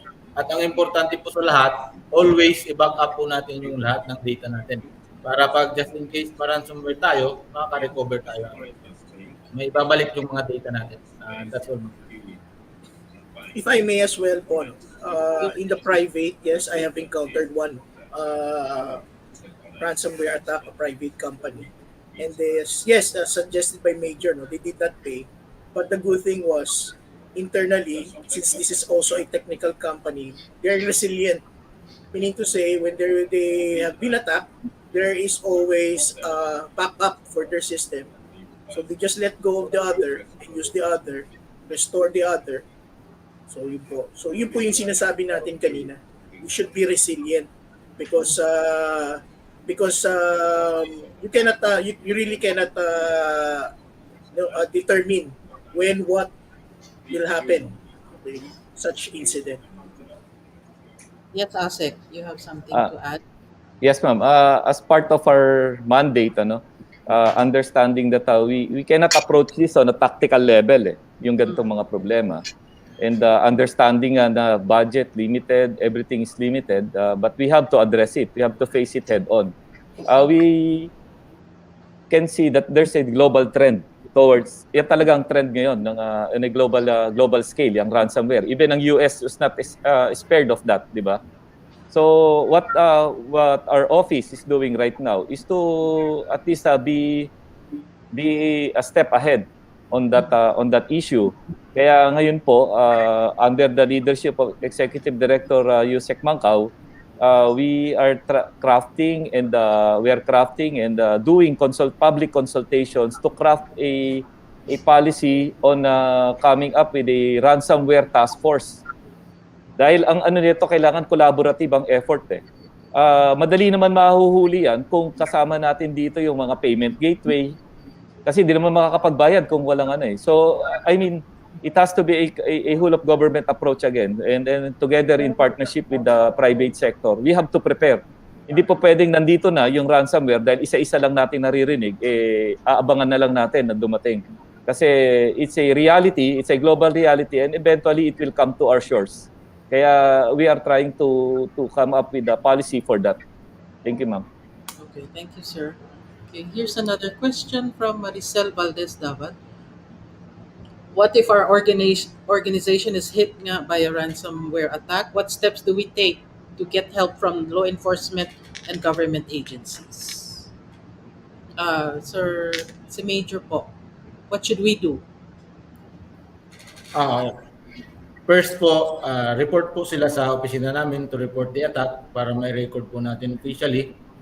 But for the steps, yung step nga ng sinasabi ko kanina, pag nabiktima po ng ransomware, pag nanghingi, report ka agad sa authorities, huwag magbabayad. Kailangan may backup yung ano nyo, yung data nyo. Kasi pag when it comes to investigation, sabi nga ni si Layug, napakalaking trabaho po nito pagdating sa ransomware attack kasi hindi kaya ng law enforcement lang na investigahan to kung walang support yung ibang agencies, yung stakeholders.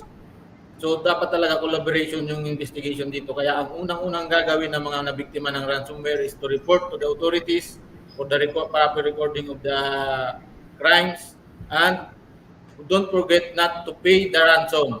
Yun lang po. At saka yung pinaka-importante, dapat lahat ng data natin, lahat ng sistema natin is naka-backup separately para kung just in case mag-back down ng system natin, may magsasalo na isang information system para continuous yung operation ng natin, company or organization natin. Thank you, sir. Yes, sir. Asst. Yes, ma'am. Another additional input, in order to at least minimize yung organization, yung tinatamaan tong mga organization natin ng ransomware, if we're anticipating it, it would help talaga if organizations, institutions, and even companies, will follow yung 10173, which is yung Data Privacy Act. If we implement that, mandatory, meron kang data privacy officer, you will be following yung procedures, protocols ng data privacy. Pagka sinunod ho yan, medyo yung mga hackers mahihirapan na.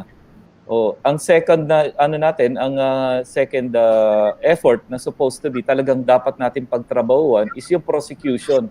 Doon po tayo nagkakaproblema . These people, they go scot-free . Parang ang concept lang natin is matwart natin. So nahihirapan ho kami, lalo na ang PNP, to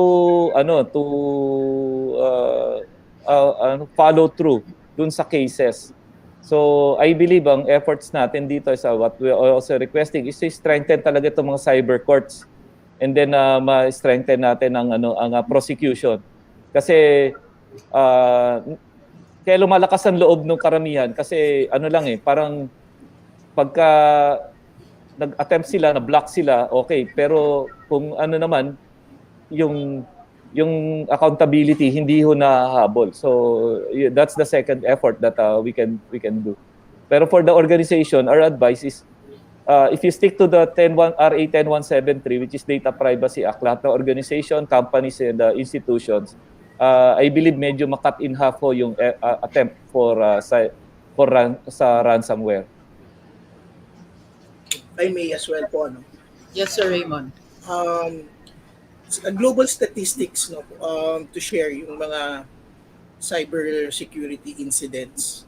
80 to 90% is more of a human error or human involved. So, and most of the informations that we have been seeing from different discussions, it's more of an internal matter, So, as far as the private is concerned, besides what was shared by my colleagues here, you create a policy and has a strong process within. Okay, policy as far as operational and administrative aspect and legal aspect is concerned. Second is on the on technical. So create technical backups, enhance your technical capabilities. Okay, so yun po. Thank you. Okay, thank you, sir. I have another question here from Dennis Guevara. Question, wala bang overlapping sa law enforcement? Like for example, ang PNP and DND and meron pa din sa NBI. Kanino po dapat magsumbong ang mga biktima? Kahit din po ako confused. Who should I go to, PNP or NBI? Ako muna, ma'am. Siguro, sir, sa dalawang nandiyan. Pero first, I'm very happy to announce ko. Kami po kasi ang nasa gitna lahat nila eh. They are all good and they are very, as far as communication is concerned, napaka proactive, reactive, and team effort po yan from the CICC, DOJ, NBI, AFP. Sabi ko nga po, there is one, kanina doon sa discussion natin, there is EDSHAC po, no? Involved po lahat sila dyan to discuss all these matters. So, wala pong overlapping yan. They understood what specifically is their specific mandates and they work together as a team to be resilient. Thank you. Okay. Siguro, sir, may mai-share pa kayo. Yeah, si Major, sir. So, kanino pa dapat kami magsusumbong? Actually, ma'am, based dun sa 10175 is NBI and PNP is mandated for the investigation. So kahit sa dalawa, it's either kung saan sila prepare magpunta, okay naman po kung saan nila gustong mag-complain. Nasa biktima po yun kung sa PNP o NBI o nasa kanila po yun. Definitely wala pong overlapping sa law enforcement when it comes to investigation on the cybercrime. Okay. Sige, sir. Yes, sir. Asek. Yes, ma'am. If it comes to issue of delineation ng roles, medyo nagiging malinaw na po tayo dyan. Kapag national security ang concern, state actor, non-state actor, ang national interest ang pinag-uusapan, nandyan po ang DND o AFP. Especially kung radicalization, online, mga Muslim, let's say yung mga extremista activity, terrorist activities online, ang forefront natin dyan, AFP. With regards to public safety, security, and madali hong lapitan dyan ang PNP kasi they are deployed nationwide. They have offices nationwide. So, yung mga kasi ang importante dito yung complete eh. And then yung after the complete is yung ma-process siya papuntang husgado. Yun ang kasi hindi ho siya automatic na madaling aksyonan kung wala tayong legal basis, no. And then kapag mas organized crime, organized ang mas transnational ang issue, transnational crime, andyan po basically ang forefront natin diyan, ang lead natin diyan isang NBI. So makikita niyo walang overlapping ng action. It's just a matter of ano ba yung naging problema, ano ba yung naging attack, and sino yung biktima. Yun ho yung pag-define natin kung saan ipapasa yung trabaho para magkakahiwalay ng specialization. Thank you po. Thank you, sir. We'll have two last questions. Baka pwede sagutin natin ito ni Sir Mike. Ano po ma-advise ninyo doon sa mga nawalan ng pera sa bank due to cyber attacks? May ibabalik pa ba ang mga pera nila na nawala? Walang isang sagot dyan. Ang masasabi ko lang is, one, i-report nyo talaga sa bangko ninyo ano yung nangyari.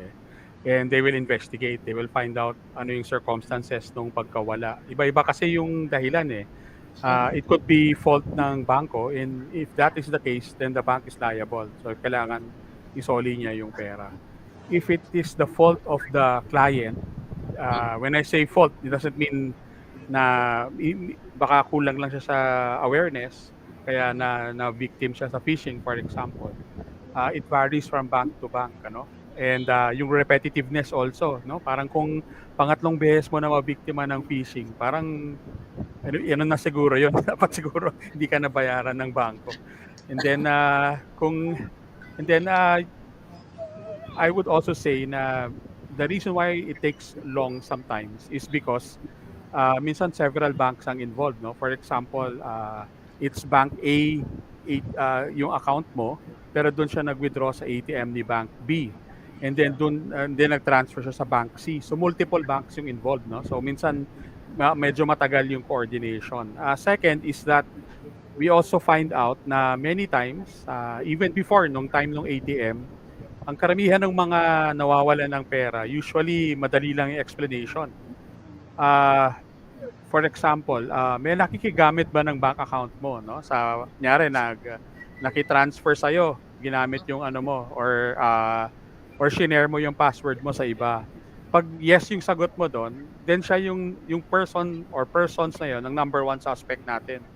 Kasi sila yung in many cases, I would say more than half, nare-realize natin na ang kumuha pala ng pera is someone close to the victim. So, yun din yung isang possibility. So, we really have to, in other words, wala talaga isang sagot dito. So, yun lang po yung aking masasabi dito. Sige, sir. Thank you, Sir Mike. Would you like to, anyone else likes to add to this question? Wala na. Okay, this is our last question for this morning. As we draw near to the elections, a lot of fake news circulating online, posted on unbranded, newly created pages. How does the department handle this? Is there a process of reporting to take down such platforms? Yeah, there is. Asik Layug, would you like to answer this? Asik Layug is busy. Sir Raymond. Hi, hello. I Hello, think, ma'am. hello, ma'am. Am I clear? Asik Layug, are you ready? Hello, ma'am. Oh, yeah. Yeah. Would you like to answer this question? What's the question? Can I? As we draw near the Yes, ma'am. elections, a lot of news. Can you repeat the question? Yeah, here's the question. As we draw near to the elections, there's going to be a lot of fake news circulating online, posted on unbranded, newly created pages. How does the department handle this? Is there a process of reporting to take down such platforms? Opo, ma'am. Actually, we already have efforts to take down fake news, no? Especially with regard to COVID. Yung ang principal namin is yung fake news against COVID. Yung mga nagpo-proliferate ng news about may bakuna rito, magpuntahan kayo, or may ayuda rito.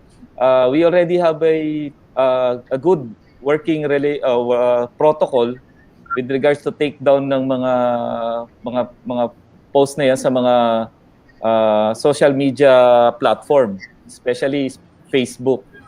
Kasi I would like to remind everyone that circulating fake news is a criminal offense.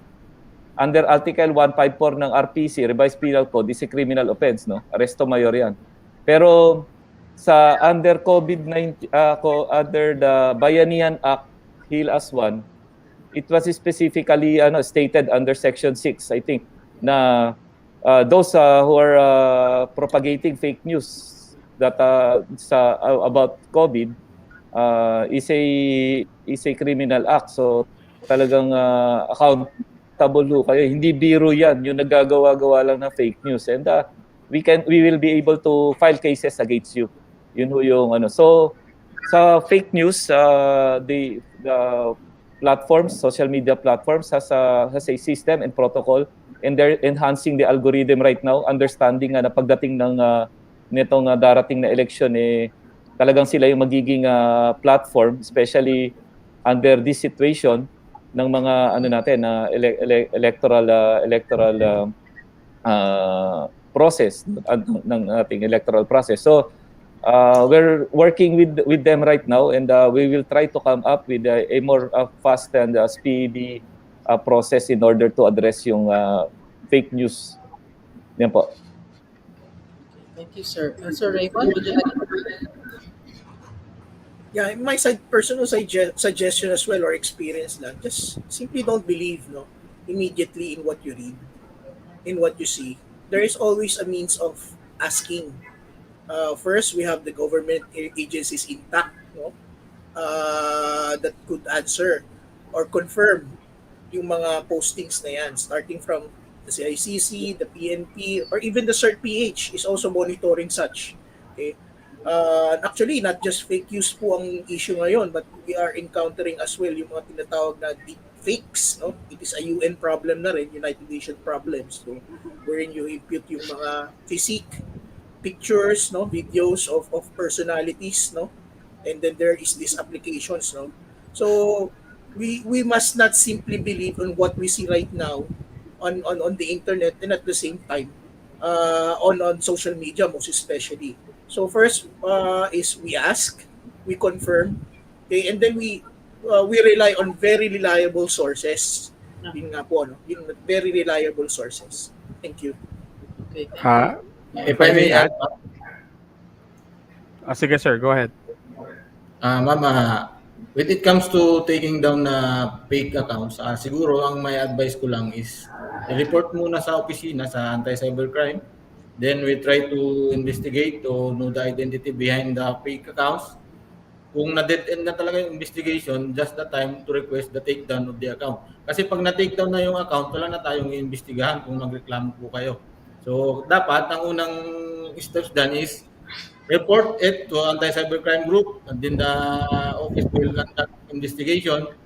Then try to find out the identity of the identity behind the fake accounts. Kung talagang dead end na yung investigation, so that's the time we request the taking down of that account. So yun lang po ang may advice ko sa mga Siguro just to add also on report it also to Facebook kasi many of the websites that by itself cannot be shared unless it's in social media, diba? So iba yung website, iba yung social media. Unless your website is shared in social media, saka lang siya magiging news, so to speak. Tapos, Facebook is also very strong kasi matagal na silang, even until today, ina-accuse na sila yung channel for fake news. So very vigilant sila. The idea is to report, if you see a fake news post, report it to Facebook. There's a mechanism naman there eh. So the power is in the people. Kung may nakita kayong fake news, report nyo sa Facebook mismo. Report nyo sa PNP. Once you do that, and there are enough of you who do that, in fact, ginagawa ng ibang friends ko, pag may nakita silang fake news, paki-report nga itong page na to. So, dami magsusunod. So, si Facebook, mapipilitan to investigate yan. Yeah. And then once they do that, they will take down the page. Yun yung kumbaga may power din yung tawag dito, yung mga tao na nasa social media. Yun lang po. Thank you. Okay, thank you so much. Anything else? Asek, you want to add something? Yes, ma'am. Ang effort natin po dyan is we already filed legislative issuance for social media verification and accountability. So that all, kasi di lang naman Facebook to, darating in the future, we're looking at, mag-evolve yan, maraming social media platforms, and our people will be engaging kasi we are a very social, we are very connected, no, yung mga Pilipino. So that's what we are trying to do is may connect yan dito sa atin sa magkaroon ng magandang working collaboration and working protocol systems between content providers, especially social media platforms, and law enforcement agencies like PNP, NBI, and CICC.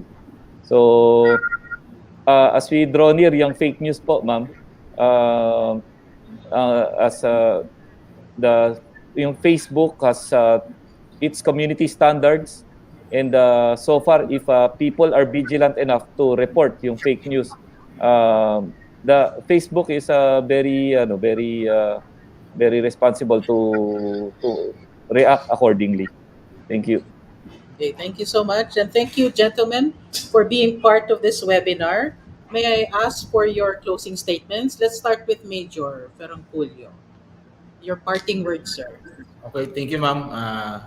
As I've said earlier sa mga viewers po natin, mag-ingat po tayo in transacting online kasi hindi po natin kilala yung mga katransact natin.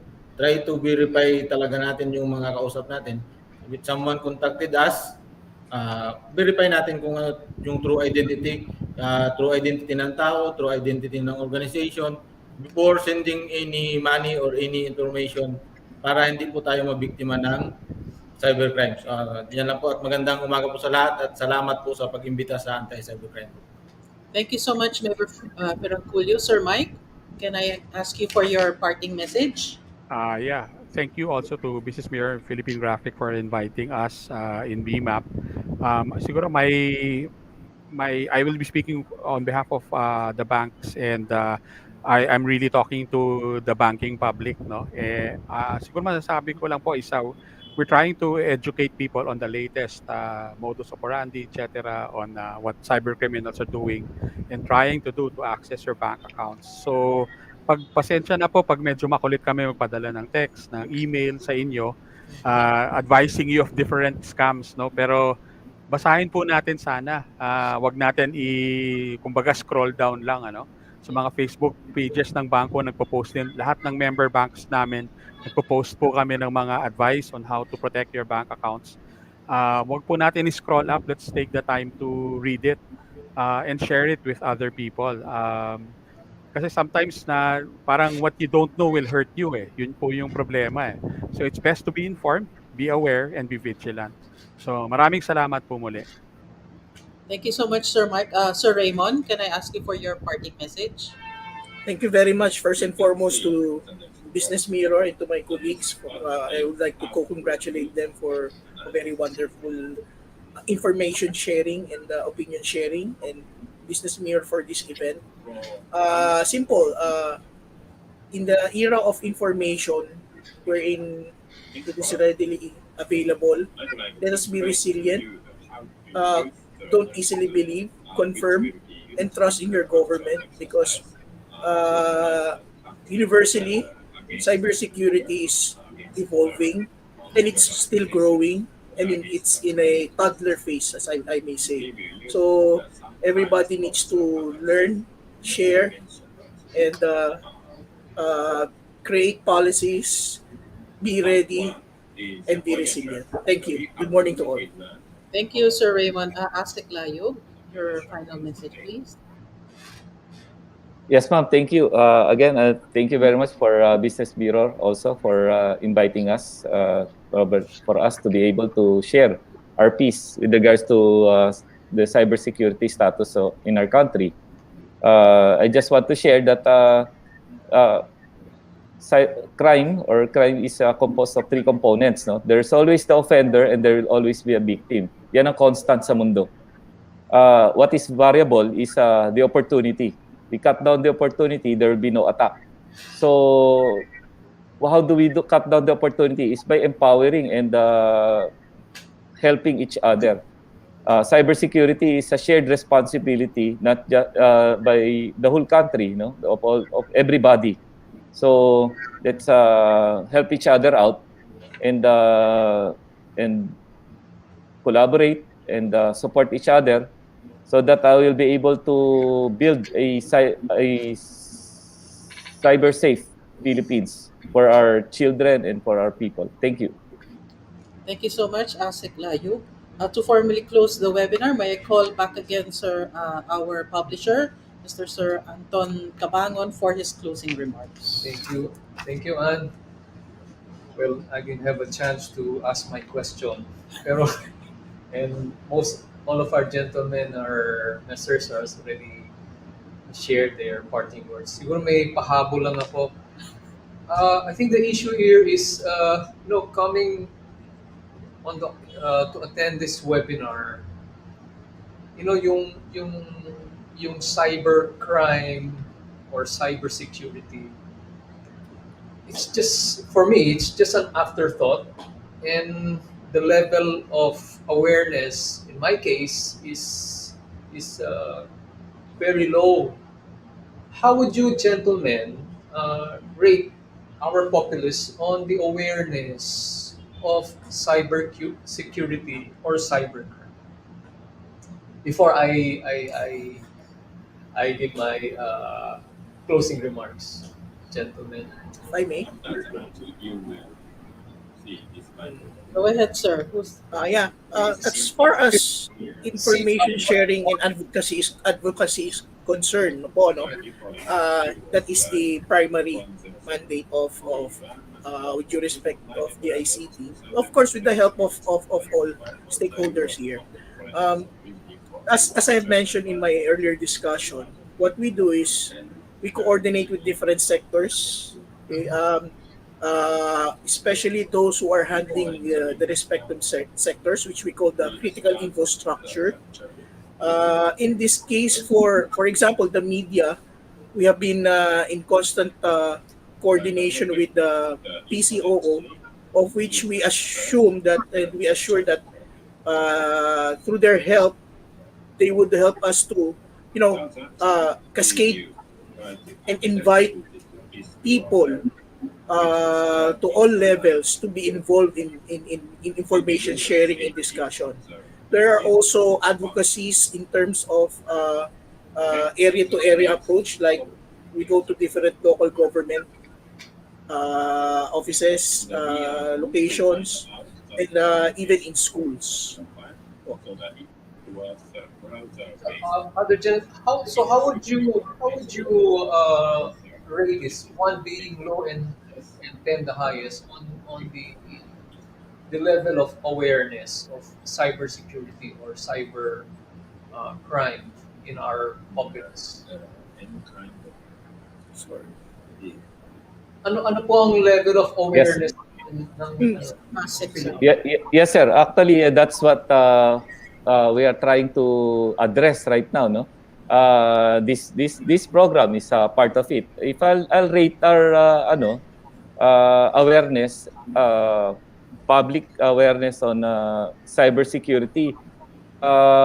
Right now, I think we're still below at maybe at 5 or 6, something like that. That's true. That's true. To be honest, that's the big challenge sa cybersecurity sa atin. No? We have 73 million internet users. And most of them plug and play ang pagkakaintindi sa internet. And that's the one that's being exploited by cybercriminal elements, no? For example, let's say sa banking, I would like to refer to banking. Ang ginagawa ng mga hacker diyan, kukunin muna yung mga data ng mga kliyente. And then from that data, ang titingnan nila agad yung vulnerable para padala ng email o yung phishing mail, no? Yan ang i-fish nila. So, ang titingnan nila po dyan, ang titingnan natin, ang pinaka-vulnerable sa atin is yung senior citizen, automatic, at saka yung minors. So yan ang tinatrabaho ng mga hackers o ng mga sindikato, fraudster, kung tawagin natin, scammers. So talaga it's a big challenge for us to educate everybody. Ang tanong nga ngayon sa akin, ang personal kong tanong sa mga kaibigan ko, tayo na mga may anak, kilala niyo ba kung sino kausap ng anak niyo sa social media or sa mobile? Or alam niyo ba kung ano ginagawa? So kung pagka ikaw mismo hindi mo alam kung ano ginagawa ng anak mo, medyo may problema ka na doon. So that's the big challenge, is to educate everybody. And as if we can hit 100% in educating everyone sa cybersecurity, that would be best. Thank you po, sir. If I may, I would agree with ASEC na I think it's probably just 4 or 5 kasi, and I think we were at 6 before the pandemic, especially sa banking, but nung tumama yung pandemic and nagballoon yung online transactions and users, bumaba lalo kasi lumaki yung base so in percentage wise mas kumonti yung up to date or educated. So the challenge talaga is number 1, to inform people and then to be up to date kasi sabi nga ng mga kasamahan ko na nag-speak, mas mabilis mag-update yung mga hackers mas mas creative, naghahanap ng iba-ibang racket para mabiktima yung mga cyber and that's why yung hashtag na ginamit namin is fight fraud together kasi it cannot be just the government, it should be in combination with the private sector, the businesses. It should be in coordination with or working together with the consumers. It should also it has to be all around effort kasi if it's only one sector that's working, we will very malilimit yung reach ng audience, so to speak. Media is also critical. Schools, as my fellow speaker said. So that's why our hashtag is fight fraud together kasi it's a shared responsibility. Everybody should be doing their part, and I'm glad Business Mirror and Philippine Graphic is doing this para po mas spread po yung mga kaalaman namin and pwede po namin ma-share sa mas maraming tao. Yun po. Thank you. Thank you, Sir Mark.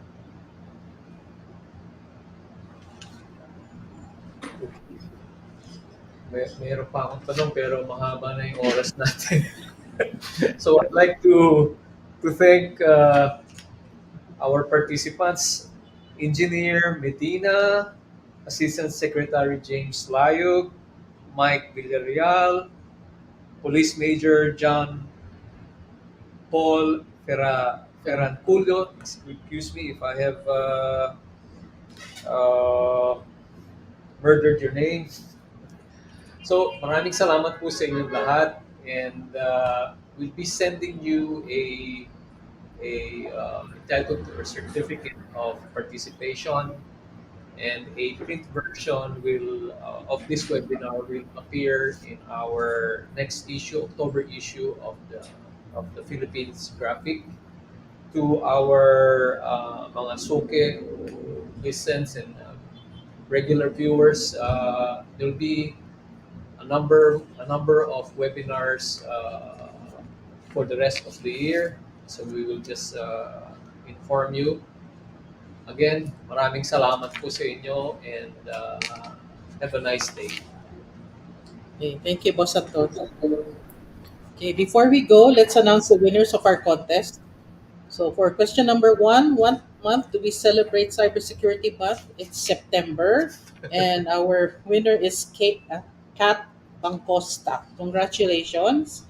Who is the Secretary of Information and Communications Technology? It's Secretary Gregorio Gringo Honasan. And our winner is na Betsy Oikangi Butch. And third question is, where does Mr. Mike Villarreal work? What institution is he connected with? It's Veterans Bank. And congratulations to Carmen de Guzman. Okay, congratulations to all our winners. Please wait for a representative of Philippines Graphic to get in touch with you.